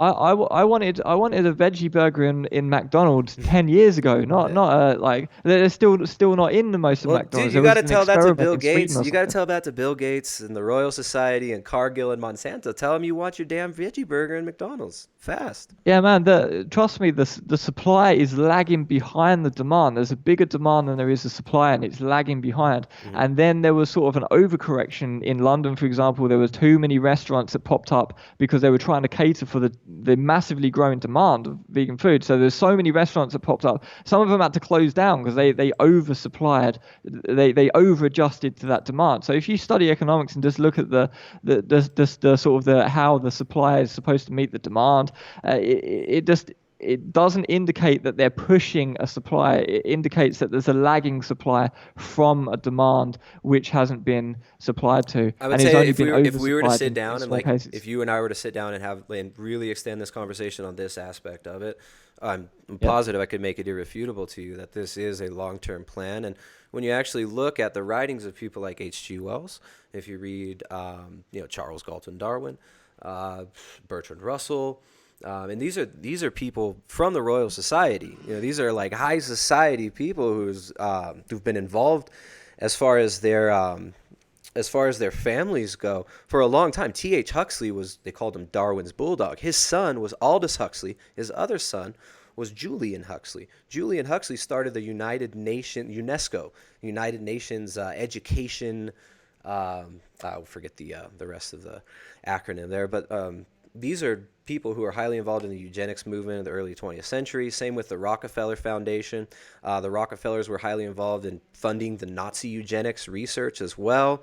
And then they went on to fund the consolidation of the food supply and GMOs. They created the entire modern medical system. And I mean, now we're seeing, like all these celebrities, Beyonce is going vegan. The Guardian, could 5 meals a day of vegan food become the ultimate celebrity diet? Jennifer Aniston, Beyonce, and Jay-Z. It's like we're seeing, they're not doing this because they love you. These people aren't putting out these constant barrage of propaganda. They're doing it to sell us shit. So it's like the demand is not... Okay, well, we're what I'd say to propagandized that into the is, demand. Like the demand is not just there. Demand is also created. what I'd say to that is, if the globalists want me to eat locally grown organic apples here in Catalonia, then I've got no problem with that. Like, what is wrong with me eating locally produced plants That's and not what's paying for being that? pushed is the problem. The problem is what's really being Yeah, pushed is but through Cargill I and don't Monsanto. care. I don't care about some shady globalist agenda that wants me to eat some fucking lab grown meat shit. I'm not going to eat that shit anyway. Yeah. Like, how does that apply to me? I'm talking about vegan activism in general, right? I started out by making the point that you've got a lot of vegan YouTubers who are acting like Beyond Meat's amazing. We need all these vegan options, and I feel like vegans are very ideologically blinded, and they don't realize that they're actually doing exactly what the establishment wants them to do.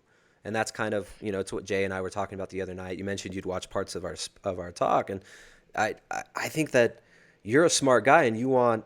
I actually, I respect you, which is obviously why I give you 2 hours of my time right now, right? I talked to you for a couple hours yesterday. I think you're actually a good person who wants what's right. I think we disagree on how to decide what is right, and but yeah, what I think is the vegan movement is so easily duped because if you tell the vegan movement what they want to hear, corporate America, like if corporate America tells the vegan movement, or the vegan, let me reiterate, the vegan movement and many vegans are so ideologically possessed by veganism, they don't realize that the people that are really pushing this agenda and funding this are using them. Just like Mao used in his Cultural Revolution, the useful idiots. That's what Trotsky called them. Or was it Lenin? I don't know if Lenin or Trotsky called them useful idiots. And they were the first ones culled after the revolution. So it's like, I really think the vegan movement is being duped. I think it's good sentiment, factory farming, Very, very easy to get people riled up against it emotionally. But that gets hijacked by big corporate interests, and Bill and Melinda Gates Foundation is openly promoting this, the plant-based diets for the world. And they're not doing it because they care about you. They're doing it because they care about legacy and they care about control, which goes beyond money, because these people fucking print money. The Federal Reserve can print as much money as it wants. So yeah. Yeah, well, a few things there.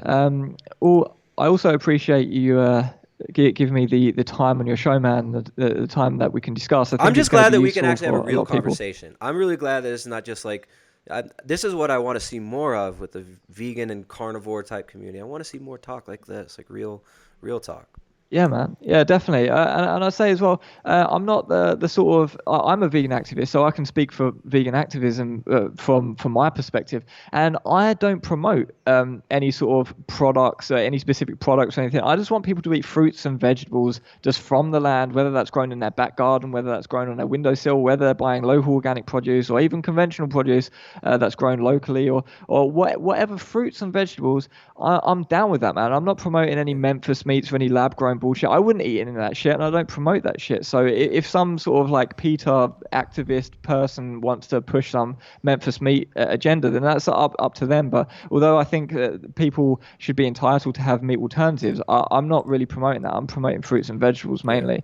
It's good that the options are there, but I don't promote that. And I'd say as well, like if the globalists are pushing this agenda to abolish animal suffering, is what I see it as, well then I see that as a good thing. If the globalists are doing something good, they don't have to be like, if evil people are doing something which is good, I'm still on board with that. And if they simultaneously want to push their sort of GMO soy or whatever, then they can do that as well, but I'm just not going to buy that or promote that. So I get your point, man, and I'm on board with what you're saying about this sort of like the Monsanto patenting all the seeds and these self-terminating impotent seeds and all this bullshit. I'm not down with that, man, and I think we're quite similar with that. Yeah. Just thanks for. I completely agree with you. If you want to finish the point, you can. I had one more point I want to add about GMO seeds. Yeah, go for it, man. I think that was what I was trying to say. Yeah. So the GMO seeds. This is. But he actually documents it in this book, The Seeds of Destruction book. Highly recommend this. Really good reading concerning the GMO thing for people who are interested in it. There were actually sterilant corn strains developed by a company called Epicite, and it was announced, I think it was on September 11th, 2001 or something. They announced that they had developed a spermicide-producing strain of corn to help solve the overpopulation issue and decrease the sperm count. This isn't like, you can look it up. There's articles online. The original article from 2001, Epicite, Epicyte, spermicidal corn. So it's like, yeah, these are great organizations. They really want to help us, but it's like, why the fuck are you making spermicidal corn? And the sperm counts have gone down like what since 1970. I'm not saying that the sperm counts have been put down because of corn, but I'm saying like we're just going to ignore this. We're supposed to ignore these same corporations and people who talk about the biggest problem in the world is there's too many people and we need to eliminate people and depopulate the world. These are the people who we think are going to save the animals. I think that's something that should be considered deeper, and that people should really consider what I would say is very naive acceptance of this agenda. So I feel like what you just said is you'll readily accept any agenda that says it's vegan, and you don't really care what else is attached to it. No, that's not exactly what I was saying. What I want to promote, especially on my channel, other vegan activists are entitled to do what they want, but on my channel, what I advocate for is rationality and common sense, and doing the thing that makes the most common sense. So if there's this globalist elite corporation or whatever the fuck they are, some sort of shady I'm not saying thing, it's like this is just the naturals. This is the natural extension of the consolidation of power that we've seen, especially after World War II. It's just this massive fucking war machine that just keeps going. Well, if that wants to promote spermicidal corn or some absolute outrageous bollocks, I'm not going to promote that, and I don't think anyone with common sense is going to buy that. Do you know what I mean? But the thing is, we can go down the rabbit hole of mobile phones, for example. That reduces sperm count, having a mobile phone in your pocket. How many people have got mobile phones?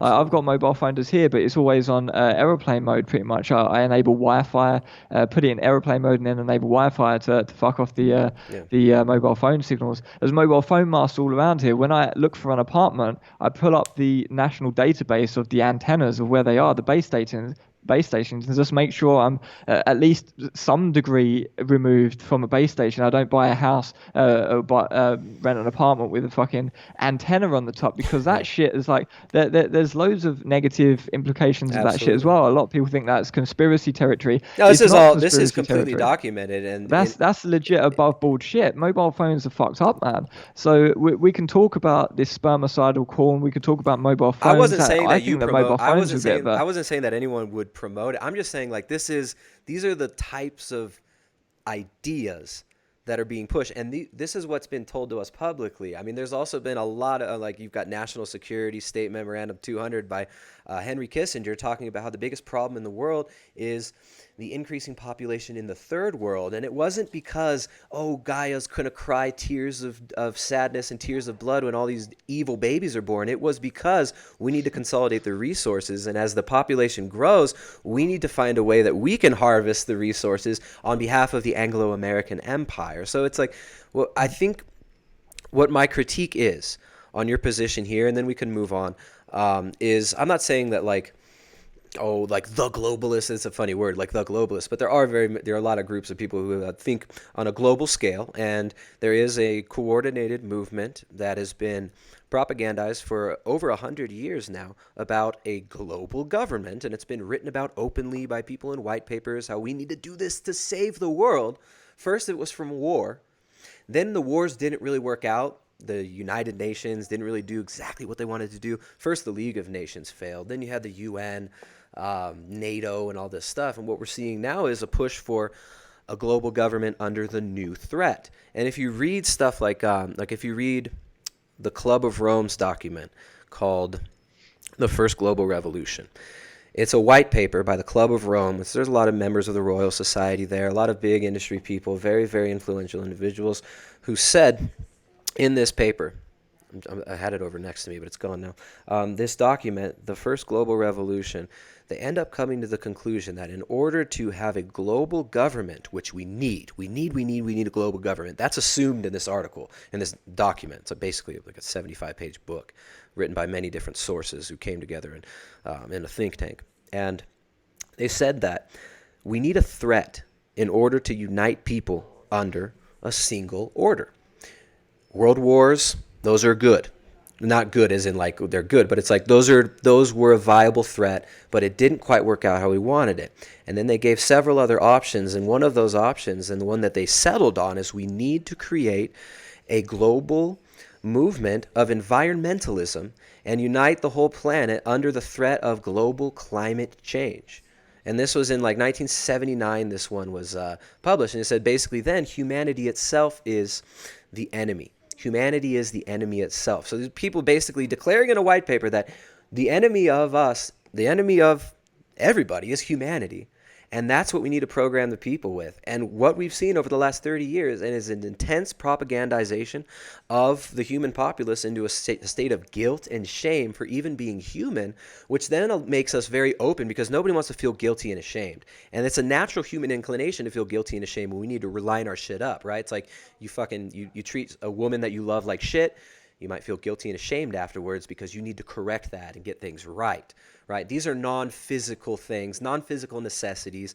These are all actually metaphysical concepts, just like love or beauty. These are things that can't be measured. But these are the things that are actually the most important to human beings, right? So anyways, long story short, there is a global plan to consolidate resources because of the global threat of climate change. And what we're seeing now is all this guilt and shame, and people are so ready to take on whatever burden they need to save the world, because we were raised in a system that told us all this nonsense. The anti-natalist movement. I mean, these people are writing about the anti-natalist movement right here in, I lost the book, the eco-science book. There's a whole section on how do we get people to stop making babies. We can either force them to, or we can coerce them to. And they're writing about long-term plans. They're writing about generational plans, not 3 to 5 year plans economically like we, the serfs, think about. These are people who are doing long-term gaming, right? They're gaming these things long term, and they've got this planned out, and they write about it openly. So that's my spiel on the whole thing. This is not just some crazy conspiracy theory. This is very easily documentable, and this is something that I've been studying for a long time. And guys like Jay Dyer, who I talked to the other day, shout out to Jay Dyer. Your fucking hair looked like shit the other day, dude. Yeah, so that's all I got to say about that, and I'll drop it. But I do think that the vegan movement is very hypocritical about allowing corporate America, not even corporate America anymore, corporate globalica, to hijack their sentiment and really use them to push an agenda that ultimately is not good for humanity, but is really good for a very small group of oligarchs. I'll shut up. Okay.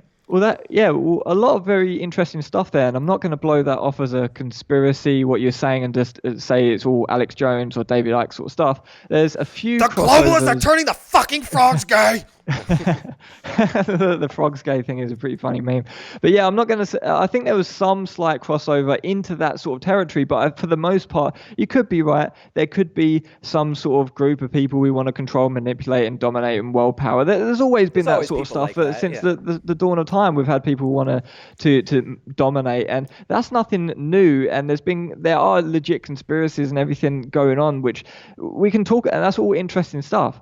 And the thing about the one world government and all that, I'm actually anti-government to a certain degree, because basically I'm anarcho-capitalist, pretty much, like not 100%, but in that direction. So I would argue that one world government is probably not the best thing anyway. I'm not even a fan of democracy, like I said earlier. So these are all interesting political things we can talk probably for a long time about. The only thing there, though, is I don't see how much this really has to do with veganism, because you say that they're pushing this agenda or whatever, but let's say that I'm growing fruits and vegetables in my garden and not paying for animals to be killed, then what is globalist about that? I'm just doing my shit, man. There's nothing globalist about that. Nothing. Yeah, I'm of just course. saying general sentiment, the movement, right? The movement is like if you were to have a supercomputer and you were to monitor all chat on the internet, which people do, which people have had for decades, since the 60s, in fact. If you were to have one of these computers, now people talk about quantum computing, and you were to monitor all chat on the internet and all chatter, you could actually track and watch how language influences human migration, human movement, and there are people that are doing this, including Facebook and Google, for social engineering purposes. So I don't think it's a far cry to make the assumption that these global corporations can very, very easily track how effective their language is and their propaganda is, now that everybody's addicted to these mobile devices and carrying around their broken iPhone. Look at my piece of shit iPhone, I'm broken. Carrying these things around, it's like we're giving our data up constantly. And I really do think that, and I'm not saying that vegans are promoting this knowingly. I'm saying that we are unknowingly being duped. Just like back in the 60s, everyone was told, tune in, turn on, drop out. This counterculture, man. We got the fucking counterculture. And then when you actually look into it, the Grateful Dead, Timothy Leary, all of these guys had intelligence agency connections and were intimately tied in with the oligarchic elite who were pushing drugs through Time magazine.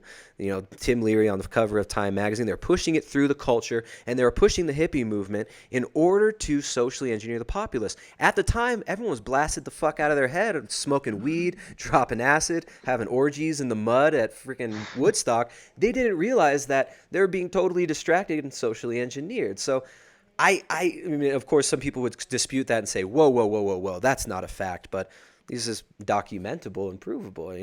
Tim Leary has admitted to being a CIA asset many times. So, I just say I think that there's a bigger picture that most people aren't considering concerning social engineering, just like when you read books like 1984 or Brave New World, that these systems, and Huxley said, Brave New World is the final revolution. He said it is the final revolution, and this is the system that will totally crush the human spirit. And he said there's nothing that you idiots can do about it. He got in front of these kids at Berkeley and was like, you're all too stupid to understand, but this is inevitable, and this must happen. And, it's like, I'm quite concerned about it. I'm quite concerned, he asked. But it's like his brother's Julian Huxley, who was heavily involved in the early eugenics movement. So it's like there are these threads, and I know I'm talking a lot, I would say that we need to look deeper at this, and people need to understand that the movements they're given, these countercultural movements they're given, are not always what they seem. And, eating your own vegetables, that's freaking great, dude. I love it. Eating your organic food, promoting non-processed foods, feeding your kids good stuff, growing your own food. Great idea. But the bigger picture is not that. The bigger picture is consolidation of the food supply and feeding soylent slop to people in smart cities where everybody's addicted to this, where everybody's pruning and preening themselves trying to get social media credits like they're already doing in China, which, all right, I'm gonna try to fuck with your head a little bit here. You know that David Rockefeller praised the Maoist revolution and praised China. So you're an anarcho-capitalist and you believe in free markets and all this stuff. Well, so did David Rockefeller. Why did he start the first Bank of China? Why did he go and bring Chase Manhattan over to communist China? And why did he praise it in his 1975 New York Times editorial on a China traveler?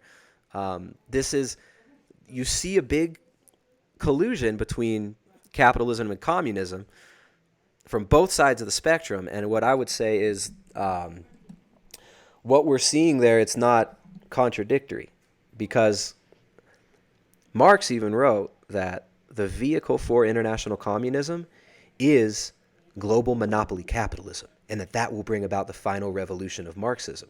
He wrote about that. Yeah, all this stuff, again, it's really interesting. I think Marx, there's a lot of things you can talk about there. Some people have described Marx himself as not even a Marxist for some of his philosophy career, but yeah, there's a lot of things to talk about. Like you mentioned China, Big Brother is watching you in China. They've got CCTV everywhere. If you go, right, when you go through an airport security in most airports, you've got all that, the X-ray machines and all that shit. But they've got that in literally the underground stations in China. Shit's getting insane over there. And so we've got a lot there. And obviously there's a lot of communism, and you can't diss the regime. If you go against the regime, you're going to get trouble over there in China. There's a lot of issues. And these things are serious issues that we can talk about. I don't think that necessarily is something against veganism, though. And if you talk about the Soylent Green slop foods, that could be related to foods containing animal products as well. That's not necessarily a vegan issue. That's a globalist domination.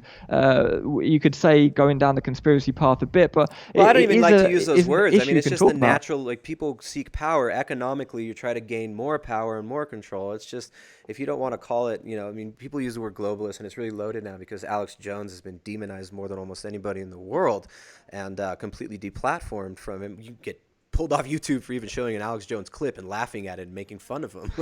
It's crazy. Yeah. So, but I mean, I'd say that China, yeah, dude, totally agree. But what we're seeing China, I would say that China is basically just a lab for people like Rockefeller, who are funding the GMO revolution globally and set up the international banks, set up the Bank of China, help set up the Federal Reserve, print money out of nothing, right? So it's why is China producing everything now? And at the same time as China begins producing all these foods and everything gets imported and exported all around the world from China, you see the destruction of the small family farm. You see the crowding of people into cities and the rural areas being depopulated. And I'm not saying that look, my thesis is not that veganism is the cause of this. My thesis is that vegan movements are being hijacked and used by these global moneyed interests who are just looking to consolidate more power. And most vegans have no idea of this, but I believe that this is a really big issue that people need to consider when they promote Memphis Meats, when they promote the Beyond Burger, and when they pretend that any celebrity going vegan and telling us on the television that it's great to go vegan, that they're just doing it because they love us. I don't believe that Beyonce gives a fuck about the environment, right? So that's I guess I don't need to. I'm trying to browbeat my point there. I think I made a lot of. I tried to weave a coherent picture there for you, and I hope you get my definitely. position.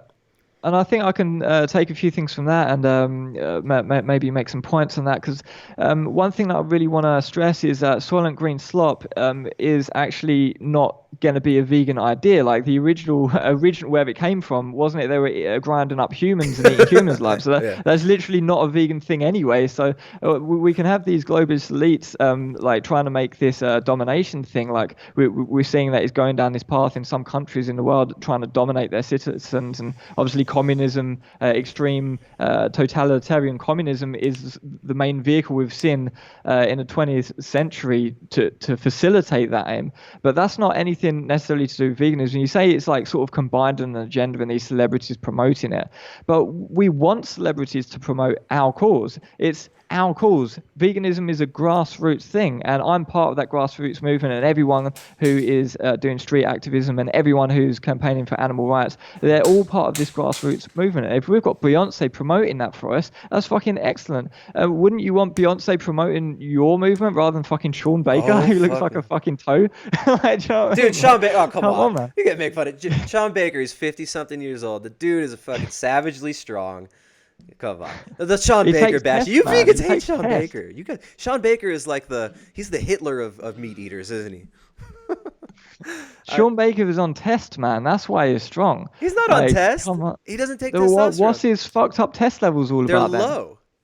Clinically yeah, low, because he just cycled off of test. No. That's how you get more tests. No, he got it. No, I totally believe Sean Baker, and you would see you probably see a similar hormonal profile of somebody who was using testosterone and what's it called, human growth hormone.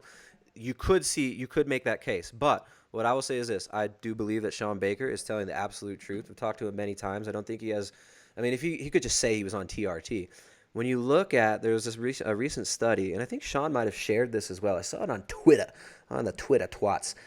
We're sharing this shit about androgen receptors, because it's not just about how much free testosterone we have. There's also how sensitive are you to the androgens that could play into it. So there could be more to the picture, and I see the point you're making. But all right, but I love you. Yeah, Sean, and you're a good androgen dude, receptor Sean. Come on. sites. Androgen receptor sites are particularly sensitive to anabolic steroids, so it's a weird territory. But let's not go there. I don't think he's on steroids. I'll say that. I'm pretty damn sure Sean's not on steroids. But he's a okay. I don't want to slander Sean Baker on the stream, but I'll just say that if you want to look at someone who's got strength, I'd say that there's plenty of people in the vegan movement who make Sean Baker look like a pussy anyway. But we don't even need to go there anyway, because you just did go on there. To talk about Sean Baker. You just did go there. Sorry? I'm so sorry, Sean. Leave Sean alone. Remember the Leave Britney Alone videos? Yeah, I always remember that video. It was like 2007 or something. It was Leave Britney alone. It was like the early days of YouTube. I think Sean Baker's a good dude. I think he's a beast. I don't agree with everything he says, but I think he's a strong motherfucker. But yeah, man. So yeah, that. I forget what were we talking about? Strength, veganism. Yeah, we were talking about celebrities promoting the movement. Oh yeah, dude. No, I would say that that's how the system just co-ops movements. It's just like Black Lives Matter. You go buy your Black Lives Matter T-shirt at Walmart. You know, it's like they that's the thing. They start out as legit, and then the system grabs it, corrupts it, and markets it in order to spread industry. And that's what my thesis is on the vegan movement, is that if you look at the long term, what you're seeing is the vegan movement being duped and used in order to facilitate the goals of big industry and global corporate interests and the big money oligarchs. And just like the drugs in the 60s and 70s, the hippie movement was the same thing.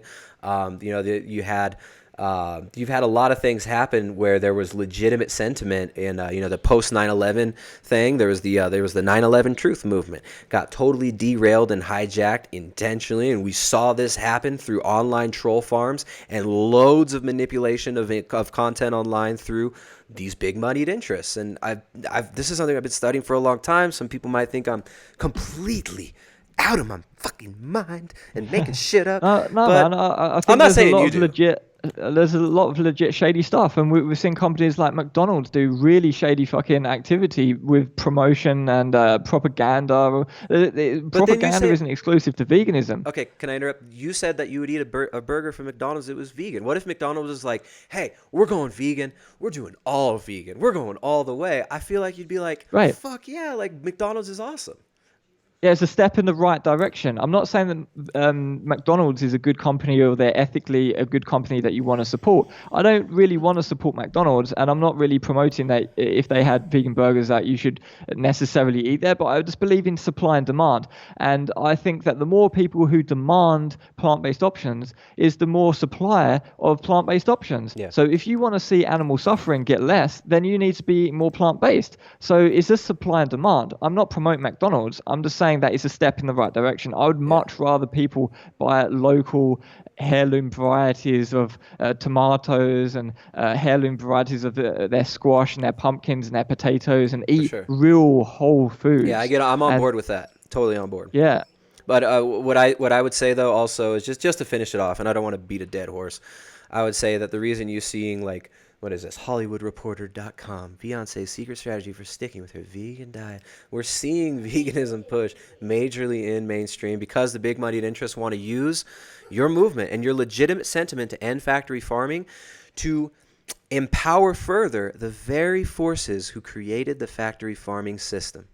And that's what I've documented on this channel many times by showing that Cargill, Monsanto, Tyson Foods, General Mills are all the major moneyed interests behind this plant-based food movement. And they are going to, in the next 10 years, attempt to hijack your movement and your genuine sentiment for you people who want a good world. But I think that they prey upon ignorance of people in big cities who don't have a connection to where food comes from and who don't really hang out with animals. And this is going to be a genocidal movement, especially in places like Latin America. In South America, where I live in Ecuador, animal-based foods are the most affordable foods to grow.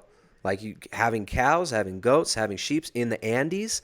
This is how people get by. And you can get a lot of food from a small area, but yeah, so I don't know. I've made all these points before, so that's all. I've just written down a few points of what you just said there. So what I do, the first thing I do is throw it back a bit, if you don't mind, about you're saying that there's a lot of promotion of the vegan diet, and you've got Beyonce promoting how to stick to a vegan diet, all this. Well, the low carb industry is huge. You've got the National Cattle Ranchers Association and lobbying government. You've got the egg industry lobbying government. You've got literally like lobbyists working.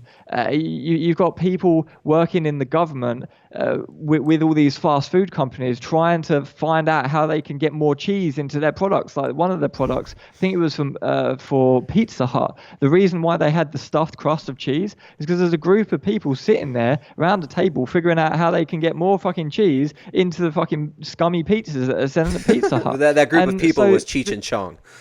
Well, this is the thing. It's not veganism is being pushed by these big corporations. Animal foods is being pushed to fuck, man. Animal foods advertised everywhere. They're the same corporations that the are propaganda, the promotion for animal foods. It's everywhere. Billboards. Look around, man. It's so about much global animal food foods consolidation. bombarded. Exactly. It's about big industry, man, and the big animal agriculture. Big animal agriculture is bad too. That's not necessarily anything about veganism per se or meat eating per se or anything. That's just big industry. And if you can make money growing potatoes or make money growing soybeans to make tofu or make money doing any sort of thing, you're going to make money. It doesn't say anything about veganism per se. So I would say that although there is a lot of big interest producing packaged foods and they want people to buy their shit, so they're going to have commercials for that shit and they're going to promote the fuck out of their product. Of course, everyone's going to promote their product if they want to make money off their product, but that's not anything necessarily to do with veganism. And one final point that you said there, you said that in South America, a lot of people, one of the cheapest foods that you can get are animal-based foods. Well, the thing is, despite mere sort of land usage economics, you can just grow more food. Okay, it takes more work. Maybe you've got to be a farmer to produce that food rather than just letting your cows run around. A lot. If you've got the luxury to have cows just running around or whatever, I don't know if I describe that as luxury anyway, but you've got to put some work in to till the soil and stuff, but you can produce way more food off of a small amount of land than you can on acres of land with cows running around with, as I say, 62 times more food. But that's like saying all food's the same. It's like, well, I can produce this much alfalfa. Who the fuck's gonna eat that much alfalfa? Alfalfa, you can produce a shitload of alfalfa, and most alfalfa goes to actually feeding cows. Yeah, but humans need protein, we need fats, we need DHA. I mean, they're like, I don't want to debate the nutrition part of it now because we've already talked for like 2.5 hours. We can get all of that from vegan foods, though. Which vegan foods can you get B12 from? Well, B12 isn't produced by animal foods; it's produced by bacteria, and it's just stored in the muscle of the animal. So you actually get B12 originally from stream water or any number of places. It's just the I modern would say that society. that's very refutable. I would say that that's not true, but I don't want to, sit and pick at it. But I would Yeah, say well, I don't agree with that. yeah, but you're not going to dispute that B12 is actually from bacteria, not from. It doesn't grow inside of it. Well, it grows inside of animals in terms of it grows inside of humans as well. It's just too far down the digestive system to actually be absorbed. But it's actually made by bacteria in our gut. And actually, I'm not recommending this, but you can actually get B12. They actually did some crazy experiment where they ate their own shit and they got B12. So it Right, and proves that's that what gorillas B12 do. is. Gorillas eat their own shit, and these other, apes who eat plant-based diets, they eat their own shit because they don't have a rumen. So they're like gorillas will just pull a chunk of shit from their ass and they'll eat it. They love it. But yeah, I mean, Yeah, I don't but want to I don't want to I debate don't want the. to eat any shit, so I'd rather just eat some fortified foods or use my B12 containing toothpaste. It's not Yeah. difficult to I get know, but I'm saying B12 like on a a lot of deep this diet. stuff, it's like this, you're making yourself dependent on the same global corporate money interests and oligarchs, and the goal is to have everybody completely dependent on the system, have nobody outside the system.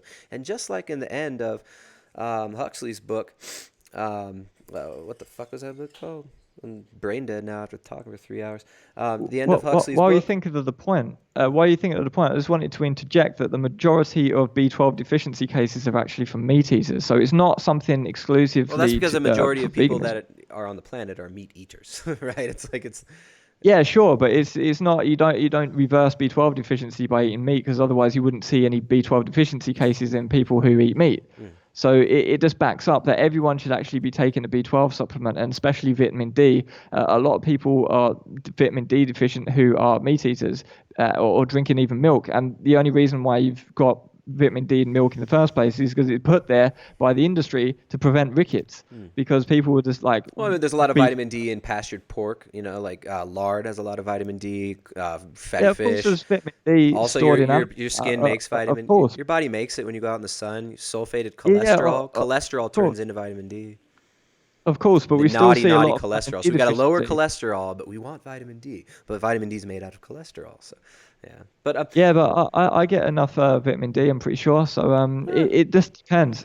It just depends, man. But For I sure. think But what I'm everyone saying should is be like, dude, careful. to say that land usage, that's actually like, I don't think that's a good argument, man. Like, I mean, you can make it. You can, if you're going to debate someone in the future and debate the ethics of veganism or whatever, I don't think that the land usage thing is relevant at all. Because it's like, I mean, you're upscale, you're creating protein out of grass with a cow. Whereas it's like, you're going to grow the soy, you're going to process the soy, process the protein from the soy. It's like, there's so much more work, so much more economic. I mean, even the Yeah, UN, yeah, but just who because I don't think is a legitimate organization at all, even the UN says that you do need still some animal agriculture. But there's different groups that have put out studies through the UN. I'm not saying that they're an authority, but yeah, land usage. I think well, it's a nonsense point, to be honest. yeah, what I'd say about the land usage thing, that was in direct connection to when you said that animal foods were cheap in South America. I was just saying that you can produce way more plant foods on the same amount of land, and Yeah, but not obviously the with cows are labor. getting the. Not with you. Do Sorry. need labor. You need so much labor. You Yeah, need yeah. machinery. Obviously, you need labor, but just saying that something's more work to do, it requires agriculture. It doesn't necessarily make that thing better per se. We have to look at the overall picture, and I think we need to look at we can't just say it's easier, therefore it's correct. We have to. I'd rather pay someone to produce my fruits and vegetables for me and not have to do it myself Yeah. than have cows on my field and kill my cows. I'd rather just let the cows be, and I'll happily pay for my fruits and vegetables and let someone else farm it. And that's why we've got farmers today, and not everyone has to be a farmer. So money is actually a good thing in that circumstance. Yeah. Um, I mean, as far as the global economic situation goes, I think the death of the small family farm, the small farmer, is fucking tragic. And this is all part of the same agenda that is hijacking veganism in order to feed these big moneyed interests and consolidate resources and power. Fear tactics, guilt, shame. You're seeing it all. I mean, we were raised as children in our schools thinking that humans are bad. We are told that we need to be taxed now for our farts and for our exhalations in order to save the world. And this is the sentiment that's really going to that's really going to backfire. And I think a lot of people, I think 10 years from now, hopefully not. I mean, I hope this can be turned around. But 10 years from now, I think a lot of these vegan activists are going to say, oh shit, we got freaking duped, and we have been used by the Bill and Melinda Gates Foundation, the Rockefeller Foundation, the Ford Foundation, these big moneyed interests to usher in this really, really ridiculous food system that it's not going to be sustainable, right? That's the term, is sustainability, which is just basically a keyword for controllable, sustainable for our grasp on the resource production and dissemination, and as well as human breeding, because the real end game that these people are going for is controlling human breeding. And you're seeing that with you guys see the Google video. What was it called? The Selfish Ledger, I think it was called, that Google video. They literally talk about social engineering people, and tongue-in-cheek basically reveal that Google is planning on helping to breed the serfs together using propaganda, using advertisements.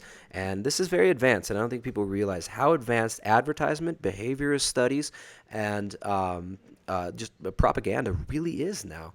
And I think there's a lot of really good-hearted vegans, like I'd have to say, vegan Footsoldier, you called me some mean things. I called you some mean things. But you seem like a very reasonable person who's down to have a good conversation, and you're not just a cartoon guy with a hat. There's a real human being under there that really cares about, the future of humanity. And I would really hope that you'll look deeper into these issues and not just brush this off as, oh, that guy's fucking stupid. He just wants to eat meat, and he's just bitter because veganism didn't work for him.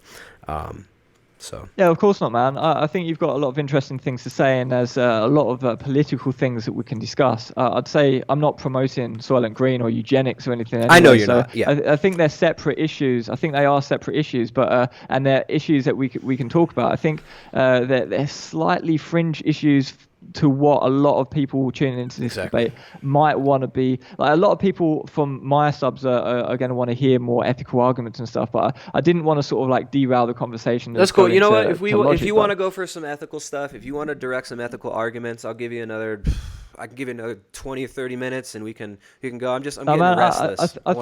I think we've been going for quite a while. I think it's a good place. I'd say home farming. You made a point about home farming, that you think it's a shame that that's sort of dwindling. I'd say, yeah, home farming is good. I think John Kohler and OK Raw doing your own permaculture, agriculture in your backyard, I think all that sort of stuff's good. But I personally don't want to be a farmer, maybe later in life. And I think the progress of having people who we can outsource our agricultural needs to, I don't think that's necessarily a bad thing. I think, as you're saying, all these big, massive monocrop agricultural fields of soya, GMO soy and all this shit, that's really bad for the environment, and I'm not supporting that sort of stuff. That's not the sort of stuff that I'm into. We're on the same page that we're promoting. It's not that similar what we're promoting, but we're promoting at least sort of not the GMO sort of monocrop agriculture that's destroying the topsoil and depleting. And I think it's really important that we find those common grounds too, man. Like that. Yeah, so I appreciate you not just coming here and trying to have a battle. And it wasn't my intention to, even yesterday, it wasn't my intention to try and make anybody. Yeah, I wasn't going to try and ambush you or anything. I could, but I'm thinking from your perspective after the fact, it's like, oh, if I was him, I would have probably tried to come in fucking guns blazing and have a battle. But it's understandable. Yeah. So, oh, go ahead. I do think that we share some common ground, as I say, but I think the common ground is quite small because there's such a large ethical gap separating us with the whole animal thing. We can talk about that quickly or save it to another stream. I think the ethical thing I think is really interesting. So why are we ethically required to go vegan, or like why do you think we should go vegan as far as ethics? Well, I don't personally think that anyone is required to go vegan. I think people should make their ethical decision for themselves based on their best rational judgment of the situation and reviewing all the facts. And I think it just really comes down to, as we were discussing when we went offline, after we had that initial debate thingy, whatever that was. Whatever the fuck that was. Yeah.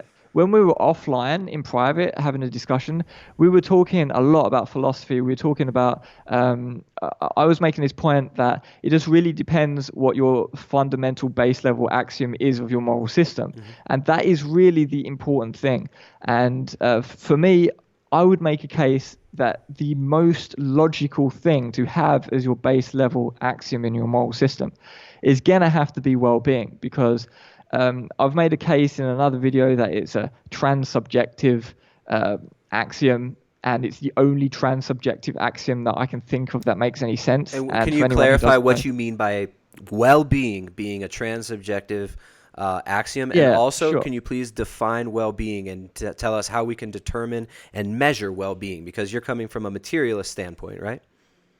Yeah, so what I'm saying is morality is inherently, it is sort of subjective. Like you could say that your version of morality, your base level axiom, is having 10 packets of crisps and then that's good, and having less than 10 packets of crisps is bad, or Subhuman. potato chips if you're in the US. You can make some arbitrary thing. You can say the more sandwiches that I have, the happier I am, and the less sandwiches, and that's my entire moral system. You could come up with some ridiculous, nonsensical axiom like that. So it's having But what I'm things saying that is, having things brings well-being. Is that it, or what is it? What brings well-being? well, that I'm talking about axioms. Okay, but, axiom. and then I'll talk about So well-being. you're in a saying second. So- axiom is an arbitrary place where people are. It's arbitrary for everybody.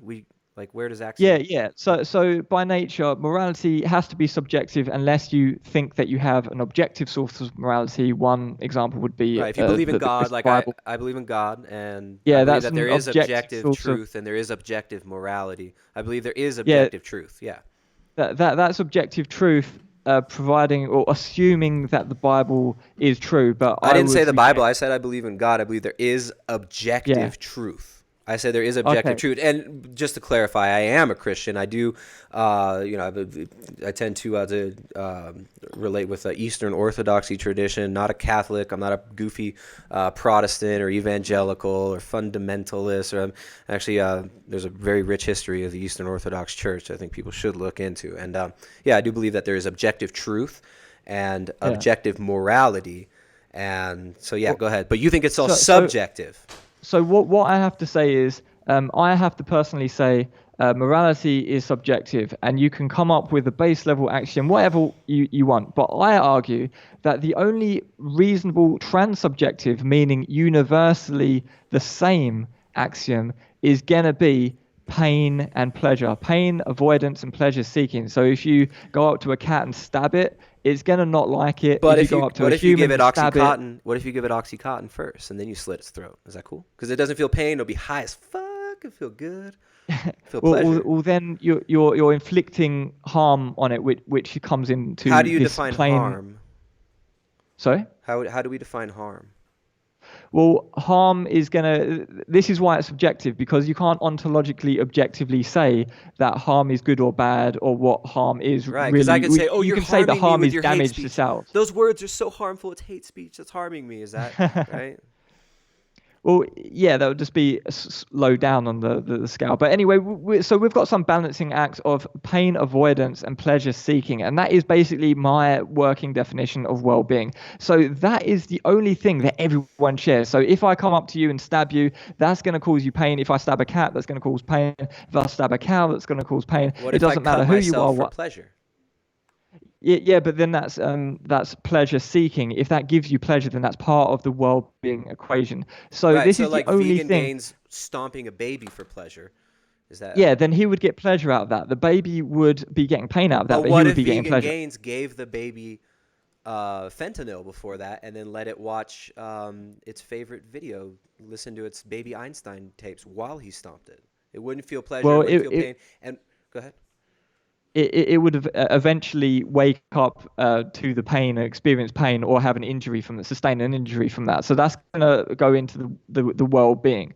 So essentially, once you've selected well-being as your axiom, and that's the thing, it's the same for everyone. That's the point I'm trying to make. It's universal. It's the same for everyone. So it makes more sense. But it's not than the same for having me. a I don't complete believe random... that pleasure and pain are the ultimate gauges of the worthiness of life and the important things in life. I actually think that pleasure and pain, that's such a small part of our experience. And they're those are not measurable. What is more important?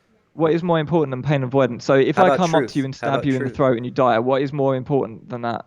Well, it wouldn't happen because I'd fuck you up first. I stab you first, bitch. But let's just say hypothetically Yeah. you were like sort of strapped down and I just like stabbed you and you died. Is there Well, something I'm not. more You're saying important that to you than avoiding that? objectively, that pleasure and pain are the highest. Like that's the measure of of what? What is it a measure of? So if I strapped you down and then stabbed you in the throat and you slowly died and gurgled and like sort of just died You in really the most don't like painful way, me.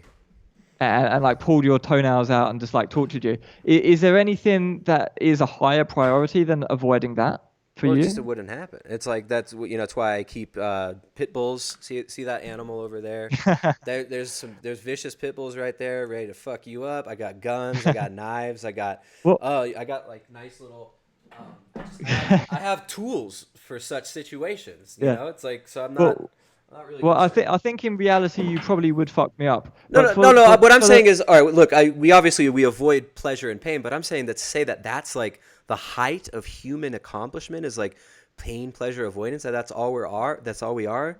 I think that's kind of silly. let me elaborate a bit. Like, of course, you're going to fuck me up if I come into your house. You got your pit bull and you got your thing to bludgeon me in the head with. But you're sort of coming up with the pragmatic objections to the hypothetical. If we just look at the hypothetical itself, we're in a white room. You're tied down, and I come up to you and torture you, and there's no additional bullshit to get out of that situation. we I'm literally filming? torturing you in a room and we- stabbing you and pulling your toenails out. I don't obviously. This is just a hypothetical. What am I What is wearing? more important? Sorry. What am I wearing?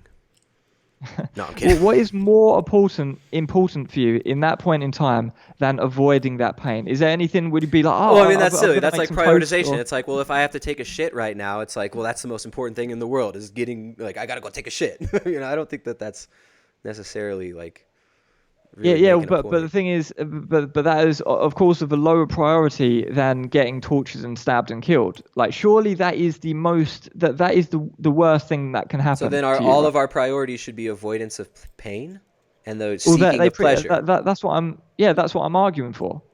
I would say that there's no evidence for that, and that to say that, oh, well, This pragmatically is we the have to. evidence. This is the evidence now. We're arriving upon the evidence. I'm Okay. trying to paint a picture to how to describe this to you, how this would play out. So let's say that you are getting boiled in a pot of water or something. Would you think, oh, I've got to go and do something. I've got to watch a YouTube video now. I've got to I don't know, make a phone call. No, you think about getting out of the being boiled alive. There's nothing But that's just more that's important. hypothetical. That's like, but to say that we base all moral judgments are based on the avoidance of pleasure and the seeking of pain.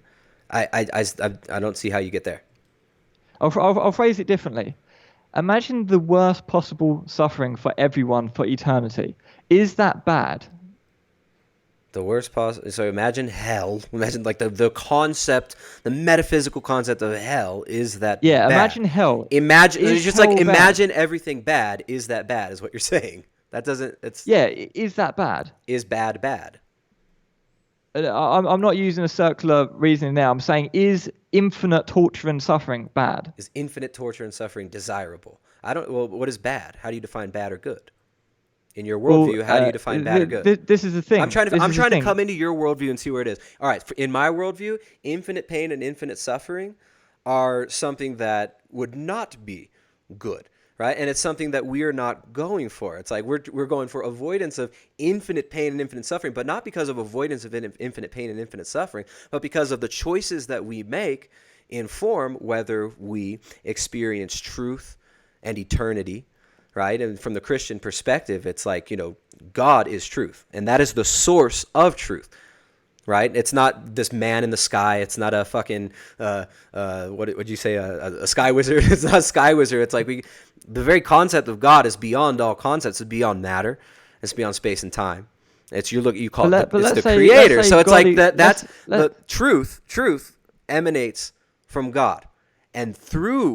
And the only way you can actually have truth or objective truth is belief in something that is higher than us. So anybody who's going to make an objective moral claim is basically in their whole axiom, they're axiomatically assuming the existence of eternal, or not eternal, but immutable truths.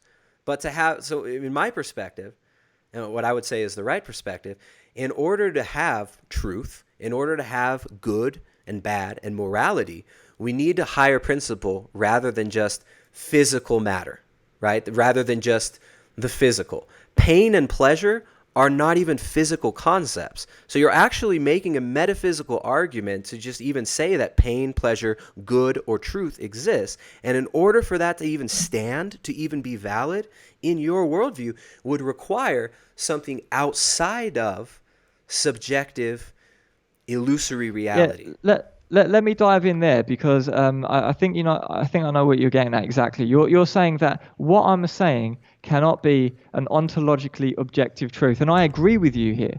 But this is where we're different, because you can say that God is ontologically or it's an objective truth because it's an objective source of morality because you can point to that. Well, there but needs to exist something outside of just the physical in order for Yeah, there okay, to be but this is why I'm truth. saying this is exactly why I'm saying that morality is subjective fundamentally. But so you have to accept something.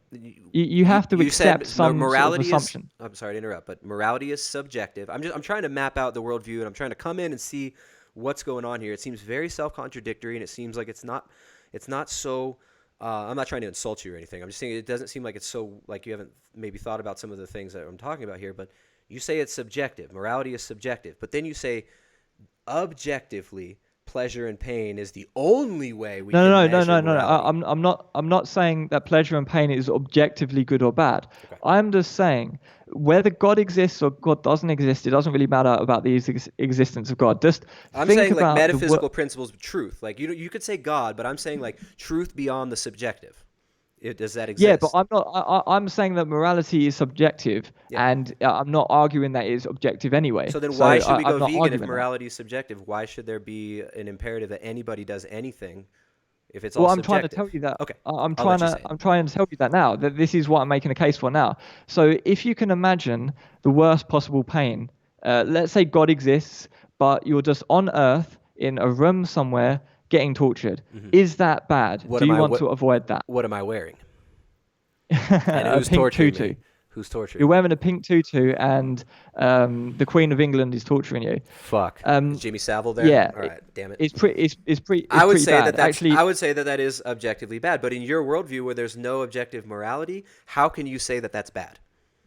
Well, this is what I'm going to say. That's why it's transsubjective, because everyone is going to, even a cat would agree that was bad, maybe not by communicating with language, but if you were torturing a cat, it would think that is bad. Everyone knows that pain and suffering, immense pain and suffering, is bad. So all you need to know... How do we know that? Well, because you can experience that. It's subjective. No, just because you don't want to experience something doesn't mean it's objectively bad. You subjectively experience that it's incredibly bad, the worst possible suffering ever. Some people, they just love to live suffering. Some people, all the decisions they make lead them to suffer more, and they pretend like they don't like it, but really they're embracing it with all their action. That's just pushing them further away from the truth and into their little torture chamber of their life with drugs, with addictions, with treating food addictions and shit. Like people create their own hell. So you're arguing for people who like pain so much that they want to be killed and dismembered. No. I'm saying in your worldview, there's really no argument for objective avoidance. Like why should people avoid pain or suffering if everything is subjective? There's no argument. Well, that's what I'm saying. It's subjective. So I'm asking you. If you were being tortured, not anyone else, not if it's objective or whatever. I wouldn't want to be tortured. I wouldn't want to be tortured. Next. Yeah. What's next? Yeah, so if we ask that same question to someone else, ask the same question to all of our subscribers here, and my subscribers, your subscribers, we ask all of them, we put out a poll for hundreds of thousands of people, and everyone answered it, there would pretty much, it would it would be, it's still subjective, everyone's subjectively saying that they don't want to be tortured, but pretty much everyone is going to say they don't want to be tortured. It's going to be universal. That still doesn't lead us to a moral imperative to be vegan because people don't want to be tortured. I don't want to be tortured. I don't want to die. I don't want to die, but I have to die. Yeah, I'm getting there. Okay, go. I'm getting there. So now we've established that do you agree that then the most sensible thing to do would be to have well-being as the base, as the axiom that we choose? You're saying well-being is just not being tortured and hurt? Yeah, anything better than not being infinitely tortured and infinite torture and suffering, anything better than that. Can you just imagine that is something that you want to avoid, the worst possible suffering? All right, I don't want to suffer unnecessarily. No, okay. But also Yeah. suffering isn't in my worldview, suffering isn't something to be completely avoided. It's actually inherent in life. Like there's no avoiding suffering. There's Yeah, absolutely no there can be a avoiding it. balance. There can be a balance of pain and pleasure. I'm not saying that you can't have all music that is happy music. Otherwise, music would suck. Like, do you know what I mean? There has to be a balance. But Yeah. we're looking at the overall balance of well-being, this ratio between pain and suffering, or pleasure seeking and pain avoidance. We want to Okay. optimize that because can you think of anything more important than that? For example, what is more important? Learning to play the trumpet, is that more important than avoiding infinite suffering? Or making a sandwich, is that more important than avoiding infinite suffering? Is there anything that you think that is more important to do than avoid infinite suffering? I mean, what is infinite? Nothing is infinite in your worldview because there is no infinite. It's all Well, matter. It's let's finite. just say, There is no let's such just say the concept as worst. infinite. Okay, In your worldview, infinite, I the believe there worst is possible infinite. I suffering. believe there is eternal. But yeah, Okay, but the not. worst possible suffering, forget infinite, the There worst you go. possible suffering. Is there anything higher priority than avoiding the worst possible You suffering say for the word you suffering. personally? You still haven't convinced me that in your worldview you can coherently state that suffering is bad or can be worse, or that one suffering is better than another. You haven't established Well, that. You just that's established what I'm saying. you're I'm establishing an asking. arbitrary axiom that suffering is bad and that we all want to avoid suffering, where that's clearly not true. Well, Some people seek. I'm asking Yeah. you personally. So that's why it's subjective, because I'm asking your subjective opinion. If I tortured you in the most horrific way, would you want to avoid that? Yes or no? Yeah, I would. I mean, just Yeah. yeah, of course. Like nobody There's wants to be nothing that you would tortured. rather do. What? There's nothing that you'd prefer to do in that That's like, situation. well, that's nothing you would prefer to do. I can't say that. It's a hypothetical. Like you're not torturing me. It's not happening. It's like I could say, well, if an alien came and dropped a big mound of cheese on the moon, is it it's like I could make up some hypothetical, but it's not existing. I'm just trying to figure out like. Yeah, yeah. Or hit me with that hypothetical then, because I think All right, you're well let's at this follow your point. hypothetical down. I'll answer the question. I'm not trying to stall you. All right, so I don't want to be tortured infinitely, as you said, but even though in your worldview there is no infinite, and even though in your Or whatever. worldview. You don't have to. We can forget infinite. Just being tortured in the worst possible way. That's all I meant by What that. is that? So That's hypothetical. I don't know what that is. That's just it's. You hear what I'm saying? You're making a Uh, you're making up a concept okay, well, that doesn't I'll exist. describe it. I'll describe You it already for did you. a bunch So of times. None of those sound good, but it's like when you ask me yeah. at the end of it, would you rather do anything else than avoid that? It's like I don't know. That's not existing. It's like if I was flying on the moon, if I was riding on a unicorn and another guy was coming at me and he had a sword on his unicorn, would I pull out my phaser gun or what? It's like, it's like to me the No, hypothetical man. it's hard. I don't think the hypothetical is that ridiculous. I'm literally asking you if the worst imaginable suffering is bad. You have to I just say don't yes, know. it's bad. No, I can't say that suffering is bad. Suffering is not bad. Why is it So bad in your if worldview? for you, if you're saying that suffering isn't bad and me stabbing you and torturing you in the worst possible way and then you die at the end of it, that's not bad, then okay, I don't know what to say then. I'm If you saying don't in your think that's worldview, bad, why is it bad? Just because you feel bad? You feel like it's bad? You're saying yeah, that there's objective reality to it. What I'm I saying don't is, know. I'm not arguing for okay, objectivity here. I'm yeah, yeah. arguing that it's trans-objective. I'm saying that Okay. it's subjective but universal to every living creature. Not even a little fucking worm or some cockroach or some shit doesn't want to be killed and experience But the level of pain that they're able to yeah, but experience. everybody has to die. So nature is immoral. Everything dies. Everything experiences But some that's suffering. That's beside the point, though. That's beside the point because what I'm getting at is whilst we're living, we want to avoid pain. That's all we have to accept here. We don't have to accept anything else about unicorns or any other shit. We just have to accept that pain is bad and the I don't worst accept that possible. pain is bad.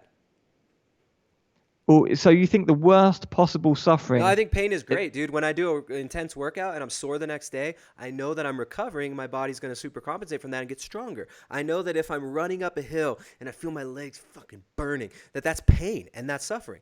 But it's good Yeah. because it's making me Yeah, stronger. yeah. It's making me healthy. That's a different type. I run marathons and Yeah. obviously there's some So pain that's involved in pain and marathons. suffering. Why is that bad? Yeah. Yeah, You're sure, arbitrarily but putting a moral judgment while in your worldview there's no morality. well, what I'm saying is pain.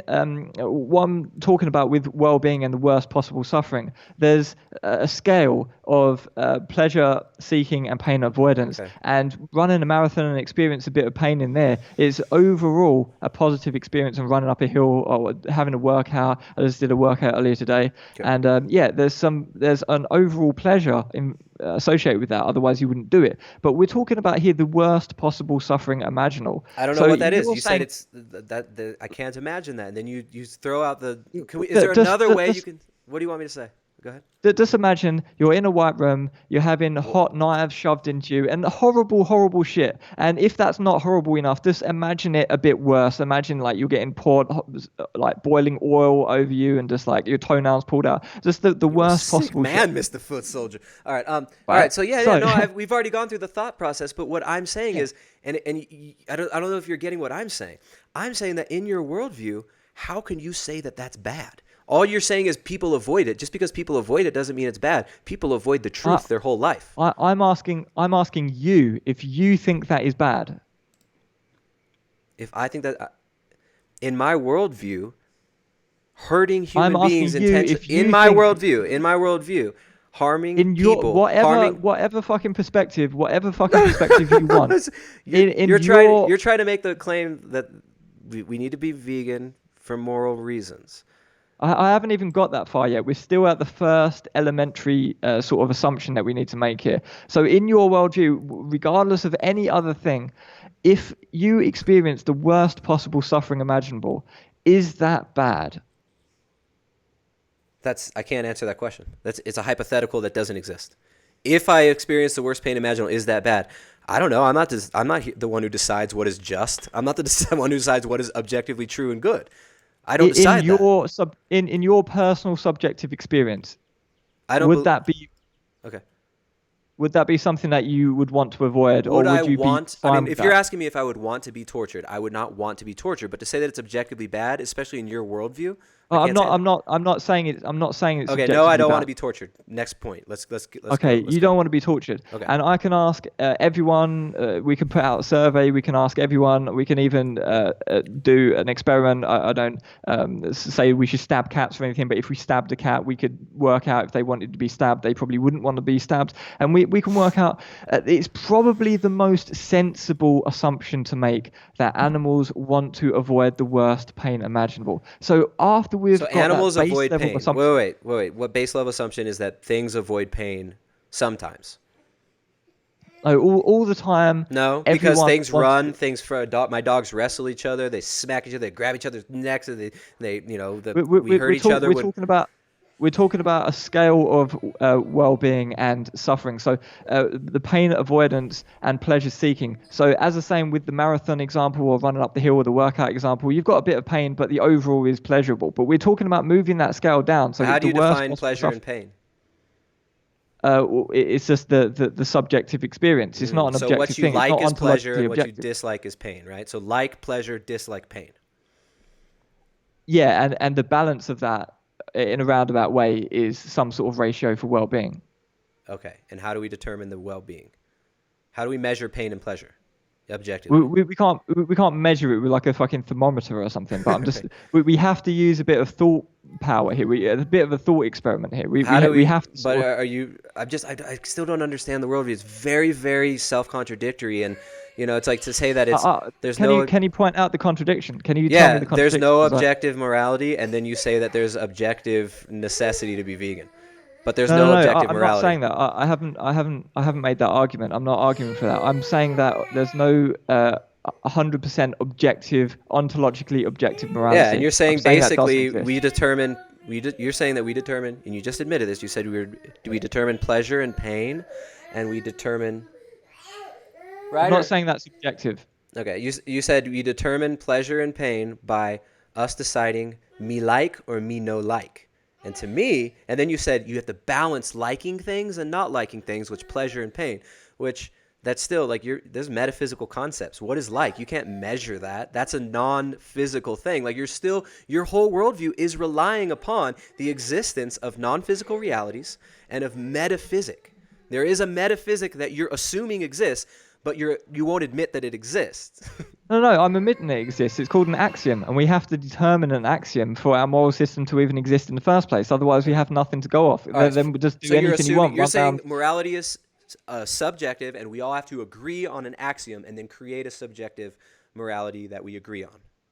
Well, you feel free to agree on a different one. You can agree that having the most amount of packets of crisps in your life is good, and having less packets of crisps is bad. I don't want to go in circles. I'm just trying to what it seems like what you're saying is morality is subjective.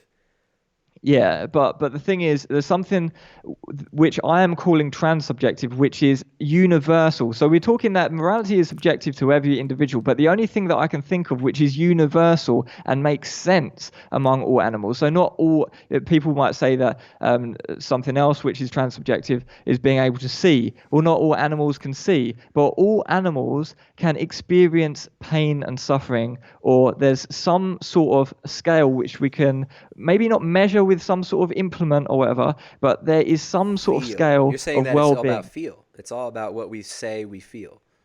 Yeah, basically it's subjective. I'm not saying that it's objective. I'm saying that in your personal opinion, experiencing the worst possible suffering is got to be bad. And if you disagree with that, you're just lying basically, because that is obviously bad. No, but it's like I really though, I'm not being intellectually dishonest. I'm saying like I don't know that suffering is bad, especially in your worldview. It's like the worst type of pain and suffering. I'm not. You're throwing out a hypothetical which doesn't even exist, so I can't. I can't. Well, hypotheticals and thought experiments generally don't exist in the real world. Like we can talk about some sort of hypothetical with aliens. Look, I'm saying in my worldview, yeah, like there is non-physical reality. There are things like reason and truth and logic, and there is objective truth. You're saying what I'm seeing in your worldview is you want it both ways. You want there to be no objective reality beyond the physical. You want nature to be ambivalent and cold, yet you still want there to be an objective definition of morality among us people, when in your very worldview, that's an illusion and that doesn't exist in your worldview. As I've said a bunch of times, I'm not arguing for objective morality here. I tried to argue that about a couple of weeks ago, and I actually facepalmed that. I decided that probably wasn't the right angle. Was it because you would have had to admit the existence of a metaphysic and AKA God? No. It's because I assumed that the universe. I didn't assume. I'll phrase this differently. I got all the way to determining that pain was caused by neurochemical pathways, but then at the end of the day, the universe doesn't care what is good or is bad. The universe doesn't care about that shit. So there can be no objective measure. Right. So then, what the fuck does it matter? Why go vegan? Why do you care then? Is it? I guess it's just you choose to feel that way, right? Yeah, well, that's fine. If you've got that worldview and you just want to be like nothing matters, that's fine. Just go and stab people in the face and run around. But that's what you said. You said that's the truth, but you want it differently. You don't want to live that way, so you're going to live in a different way. Like things do matter. Well, what I'm arguing is, at your personal moral system, all we have to do is decide that there's nothing more important to you than avoiding the worst possible pain ever. Because if there's something more important, tell me about it. Tell me about that more important thing. There's things that I don't ever think about avoiding the worst possible suffering ever. I don't think it doesn't matter that. If you don't think about it. You don't have to think. You don't have to think about it on a regular basis. But it just exists outside of thought. It exists outside of physical reality in this hypothetical world. Dude, you make fun of me for believing in metaphysics that are beyond physical. You made fun of me for believing in metaphysics beyond physical reality, which your entire worldview and your argument here requires metaphysics outside of outside of physical matter, outside of materialism. Your worldview requires there to be a metaphysic, yet you deny the metaphysic. It's like you're wanting it both ways. I really think you've got to flesh this out a little bit more. I don't know if we should. I don't want to go back. I don't want to go in circles with you. I'm not trying to be a jerk. I'm just saying that like what I see is a major contradiction here, and a worldview that's self-contradictory. Can you spell out the contradiction? I don't. You say there's no objective morality, but then. And that it doesn't matter. Yeah, I'm saying the universe is a cold, deterministic, mechanistic place, right? Well, I didn't say that, but yeah, I'm saying there's no objective morality. Nothing matters. You said Yeah, that. I'm saying the universe doesn't care about good or bad in terms of what you perceive to be good or bad. Therefore, we have to determine for ourselves what is good or bad. Right. So then why should I be vegan? Why can't I just kill animals and eat them? Why can't I just do anything? Why can't there's no moral agency at all in that worldview. I'm not I'm arguing saying, for that. I'm I'm saying saying, your argument your argument is that, but you're not even well, admitting it. I'm saying then, if you're saying that that is the case, then that's fine. Go around and just behead people and piss in the street and shit in the street and do whatever the fuck you want. That's fine. But if you Okay. want a moral system, you have to assume a base level axiom there. You can point to something objectively if you've got scripture and you can say that this is objective morality. Because it's objectively true because the scripture says it's objectively true, but I don't have scripture, so I can't point to an But objective you're source of pointing to morality. for your scripture, you're pointing to an invisible concept of torture and pain that you're imagining. You're pointing to your Well, imagination. no, it's a hypothetical. If you can't think about the hypothetical, then I don't know what to do I'm or not going say to base, because I can't base an entire metaphysic and morality over a hypothetical. Do you see how that's silly? well, no, it's not silly. That's we have to make hypotheticals to actually imagine the consequences of Okay, well, yeah, what I we're guess talking about. hypotheticals in and of themselves are not silly, but there's no real argument that you're making, is what I'm saying. All right, look, if you want to argue for the position that you're trying to make, I think you're going to have to just find a different way to make it. Maybe there's a better way to make it more clear. And I'm down to have you on again. We could talk another time too. It's been 3 hours. Wow. Yeah, I mean, this was a good conversation, man. I do appreciate you coming on, but I would like to wrap it up. If there's a way, do you want to finish the point about the objective morality? It seems like you don't see I, the contradiction that I'm pointing out, and it is a I, major thing that it might take time to actually flesh out that worldview and to see the really, really unexamined basis and the metaphysical claims that you're making. So. Yeah, if you want to finish it up, we can try and finish this, but I don't want to cut you short. yeah. I'll just wrap it up by saying I don't think what I'm saying is that outrageous, and I haven't even got that far with what I'm saying Because because I the don't first think step we've. there's no coherence in just the first Yeah, step. yeah. I feel like we're not getting past the hypothetical, and if we can't argue using hypotheticals, then it's just it's not going to be very Well, easy for I did a tell you philosophical that, conversation. yes, I do not want to be tortured infinitely. I do not desire that, but that doesn't show me that that's morally bad to be tortured infinitely. It's just, I don't want that Well, shit. all I'm saying is, maybe we're progressing here, because all I'm saying is, if you don't want to be tortured in the worst possible way, and you can accept that that is bad for you, then you personally have to say, well, that is bad for me. That's all I'm trying to get you to say right now, that that is bad for me. I'm not saying objectively or anything like that. I'm just saying for But I you, still can't that is say that bad. because I don't make objective reality. If I was I'm not tortured, arguing I for can't say objective. that it's bad that I was tortured. To say that something is good or bad, it's like you're making a moral absolute claim. To say that something is No, bad, to no, say no. that I'm not saying objectively. I'm not saying that good or bad is ontologically objectively true because that's why I am not arguing for objective morality because the universe doesn't care what is good or bad. That's why I'm asking so then you if why you should you and care. I care? If you believe the universe doesn't care, why should you? Well, that's why I'm asking you. I'm asking you Okay. if you think that the worst possible suffering is bad. And if you say yes, the worst possible suffering is bad, and there's nothing that I would prefer to avoid than the worst possible suffering, then we have to assume that avoiding the worst possible suffering is a sensible axiom to base our moral system on, because we want to You avoid can't that, even don't we? define suffering. We'll take your own definition of that. The worst possible suffering for you. You want to make, all right, so take a subjective thing and say, all right, so basically, if you were to change the language, worst possible suffering, you're saying suffering is just what you don't like. You're not defining suffering, so anybody can not like. This is suffering for me, like having to go through the same loop over and over again, talking about this, and you're not getting it. To me, it's like I'm kind of suffering Yeah, because, that is. and I don't want to be a jerk and cause. Dude. That is a type of suffering. If No, you're but it's really also frustrated right now, that's not that is a suffering. type of suffering. No, but maybe it's not. Maybe it's a good thing. Maybe I need to be more patient and have a little bit more mercy with people and learn how to, really empathize with people and instead of saying, oh, no, this is stupid, I'm not going to follow this line because I don't have the patience right now. Maybe I should tell you, look, I think you need to flesh this out a little bit more and realize that you're making a metaphysical claim, but you don't believe it's metaphysical, but you have loads of metaphysical assumptions built into your worldview that you don't even believe can have space for things that are beyond the physical. And then you think, you know, I'm not making an ontologically objective claim here at all. I haven't. I keep saying that I'm not making any ontologically objective claims. yeah. So then if there's all right, look, if there's no objective morality, then there's no reason for anything. There is no reason for me to do or not do anything.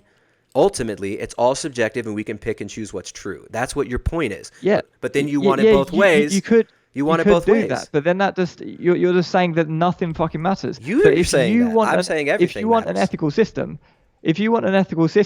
where it's actually desirable, then you have to have a decent ethical system which is based on something rather than nothing. You can't just say, well, there's no objective truth, because there is no objective truth. You're saying that there is no objective truth. I'm saying there is objective truth, and an objective truth exists. Scripture. You're saying that that's not just scripture. Scripture is it has to be. What else is it? Scripture is just the inspired word of God in my worldview. So Scripture is a guide. We don't idolize Scripture. We don't idolize Scripture in Eastern Orthodoxy. What is your objective truth then if it's not Scripture? The truth is God. It's Scripture then. God is what. Where does God come from? Where does God come from? See, the Scripture. Or how do you know about God? Because of the Scripture. You wouldn't know about God without the Bible. God is implicit in everything in my worldview. Yeah, but you wouldn't fucking know that without having been learned that through the Bible. What does that have to do with anything? Look, there's no contradiction in my worldview, dude. That's the thing. I'm showing you there's a contradiction in your worldview where it can't stand on its own. You can't just attack mine and say, oh, well, you believe in the Bible, and without God in the Bible, without God and without objective truth that goes beyond me and the physical, my worldview wouldn't make sense. But my worldview does make sense. There is metaphysic. What is eternal is God. What is outside so God is not a thing in my worldview. In Eastern Orthodoxy, it's like there's the apophatic, consideration of God, which is like you can't say what God is. Now, in Scripture, there are passages where you could say God is like this. God is a consuming fire.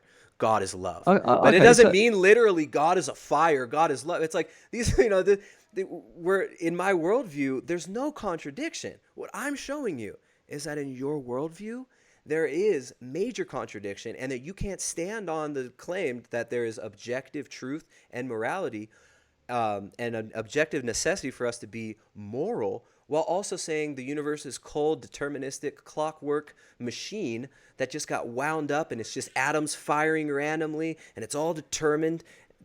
In that worldview, there is no morality, there is no free will, there is no truth, and there's no point. So it's like, that's what I'm trying to show you. Of course, this is what I'm saying. In that worldview that you just described, the universe doesn't care about right or wrong, and there might be some sort of alternative idea of God, but in terms of the Christian God, in that worldview, there isn't any objective right or wrong. The only way that you can objectively say right or wrong is by pointing at Scripture. That's why it's not from pointing at Scripture. It's not from pointing at Scripture.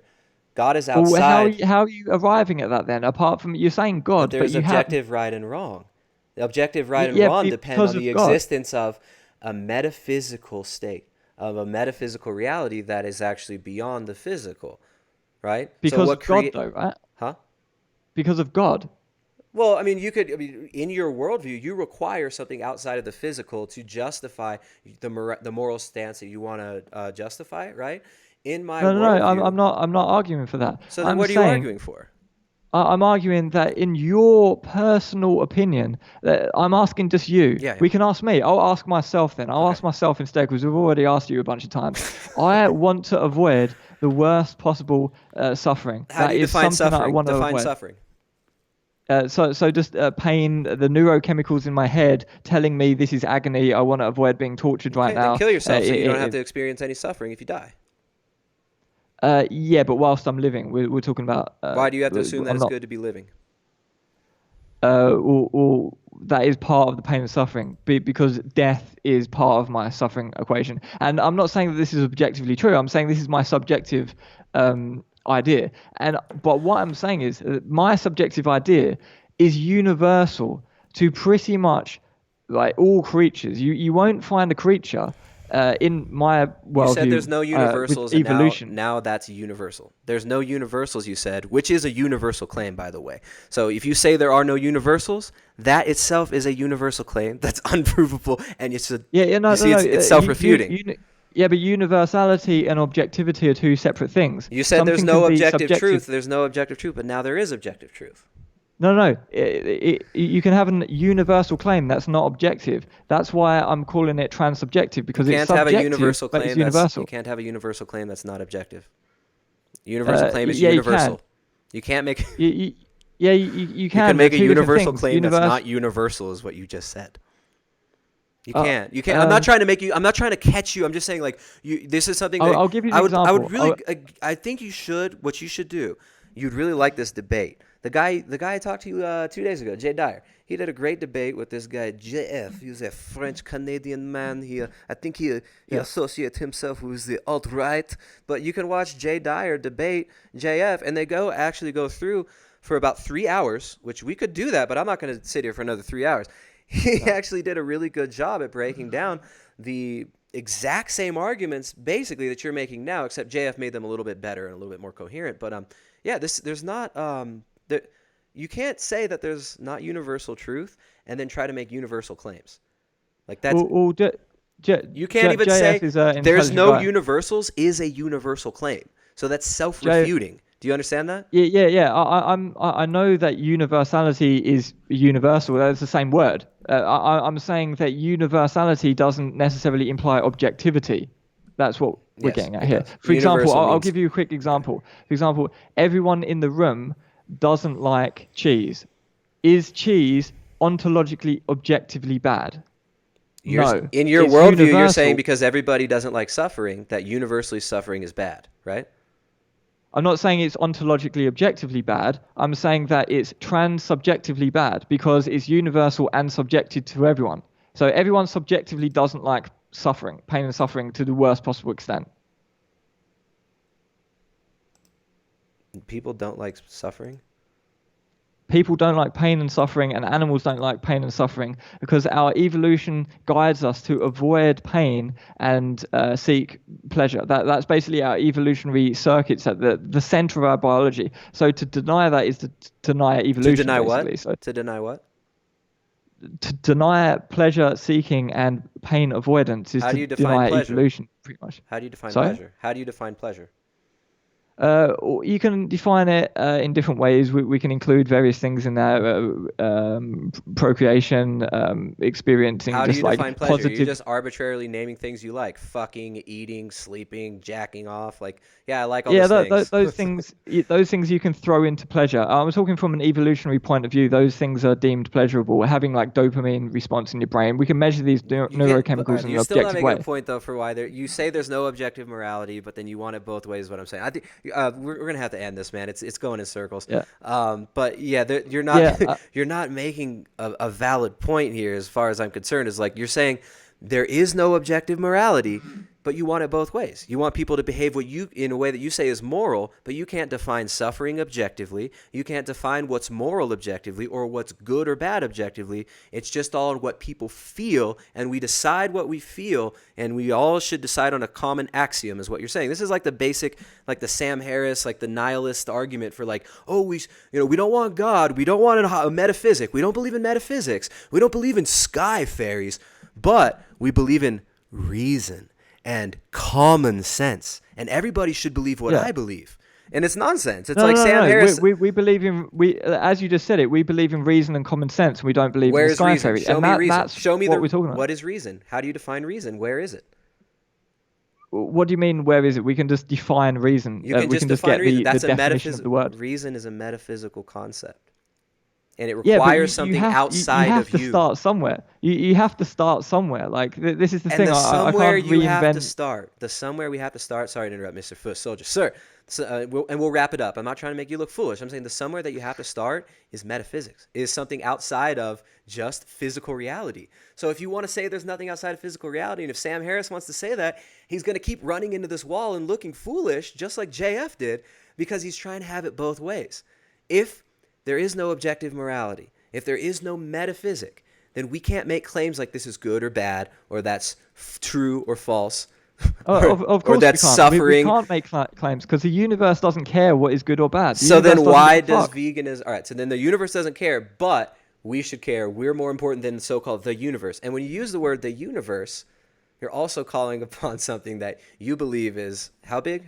How big is it? I don't know exactly how big it is in kilometers. I Is it don't think infinite? anyone Right. It's does. like, so we're still defining like what I'm getting at though is like people throw out the word universe, and it's basically you're just substituting for God. You're saying God doesn't care. God doesn't care about this. I would disagree with Universe that is unless you all have a in different your definition of the word worldview, God. which is a pantheistic worldview. Ultimately, is that the universe is everything, right? The universe is everything.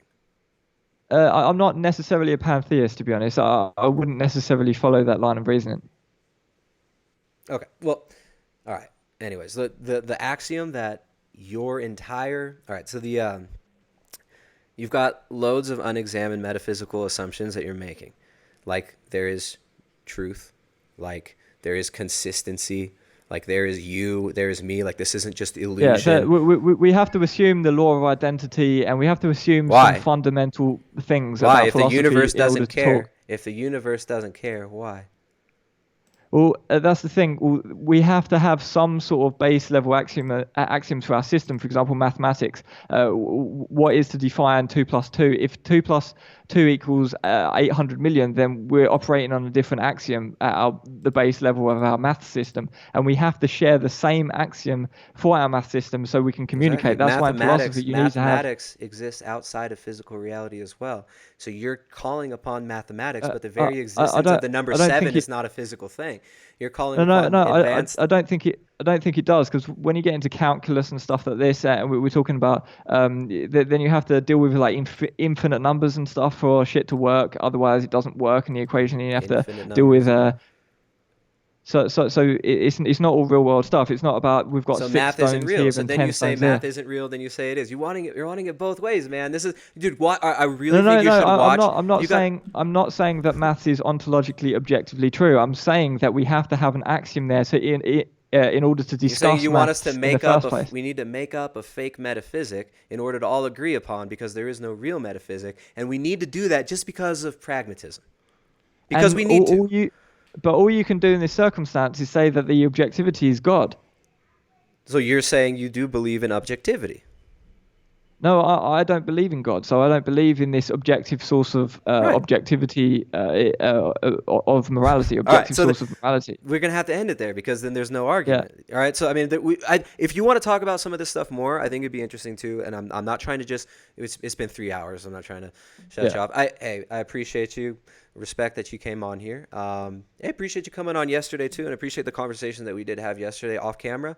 And I'll tell the audience, he is off camera. He was just like he is now. So it's not like he's putting on a show here. When we talked yesterday, after the initial, the initial thing, it didn't work out. We crossed wires. We didn't understand each other's goals with the situation. But after that, hey, he was very reasonable, and he acted just like he did now. So what I would like to say is, just to finish off my this point, has been a great chat. I think anybody interested in the points that I was making, which is the transcendental argument, which is it's a very, very difficult it's a very, very difficult thing for atheists and materialists to argue against, because it really, really exposes very effectively the assumptions that they make that are metaphysical and that do require something outside of physical reality. And what I'm saying is that a lot of these atheists, although they deny that there's a metaphysic, that there's something objectively true beyond just physical measurable stuff, all of they're constantly calling upon concepts that require there to be non-physical realities and a metaphysic. Concepts like reason, concepts like objective truth, like morality, all depend on something outside of just physical, cold, determined, clockwork universe. And that's my point here. I think cool, man. That was a really nice chat we've had. We've covered a lot of ground. I think it was really interesting. If anyone's still watching after the somebody said 3 hours, somebody said I lost the debate. There wasn't a debate, guys. We had a talk. We debated some stuff, but it's not this losing and winning thing. It's like, do you see it like that, Footsoldier? I hope not. No, I think we've had a good chat. I think there's maybe some philosophy people might have a view one way or the other, but I think at the end of the day we've had a nice chat and we've put a lot of interesting points on the table. We haven't got into any sort of like really sort of beating each other up on any points or anything. So I think it's been a nice mature mature, reasonable, grown-up chat, and I hope people have taken something away from it and enjoyed it. And if anyone's still watching after the 3 hours, it was a bit of a long one, but I'm glad we did this, and thanks for the opportunity for having me on. Thanks, man. Yeah, so you guys can find him. He's got Vegan Footsoldier on YouTube. What about like other social media? You got the Instagrams, you got the Twitter, you got that stuff? Yeah, I've got that, but I don't really use it. I'm mainly just a YouTuber. Cool. So Vegan Footsoldier on YouTuber. You can check out his videos. Actually, very pleasant talking to you, man. Appreciate you being I don't know, that was great. I hope to have more conversations like this with people and members of the vegan YouTube community. Again, let's see. Yeah, just we're going to end it, guys. You can find more at primaledgehealth.com. I think it's really important that people understand, like, we're not here on this channel to dehumanize anybody. We're not here to try and make people feel shitty. We're here to seek truth and what's real. And really what I want is people to be healthy and happy and to have healthy, happy communities, of course, individuals as well, and families. So I think it's very, very important that we think about these things at a deeper level than just the surface, and I hope that some of the vegan viewers maybe consider some of the points I made concerning the history of movements getting hijacked by moneyed interests and used for purposes of consolidation of power. And that was my thesis, and Vegan Footsoldier would disagree, and maybe we'll flesh these ideas about further in the future. And so I don't know, guys. I don't know what else to say. It's been 3 hours. I got no words left. So you can find more at primaledgehealth.com. Go check out Vegan Footsoldier. Peace, guys.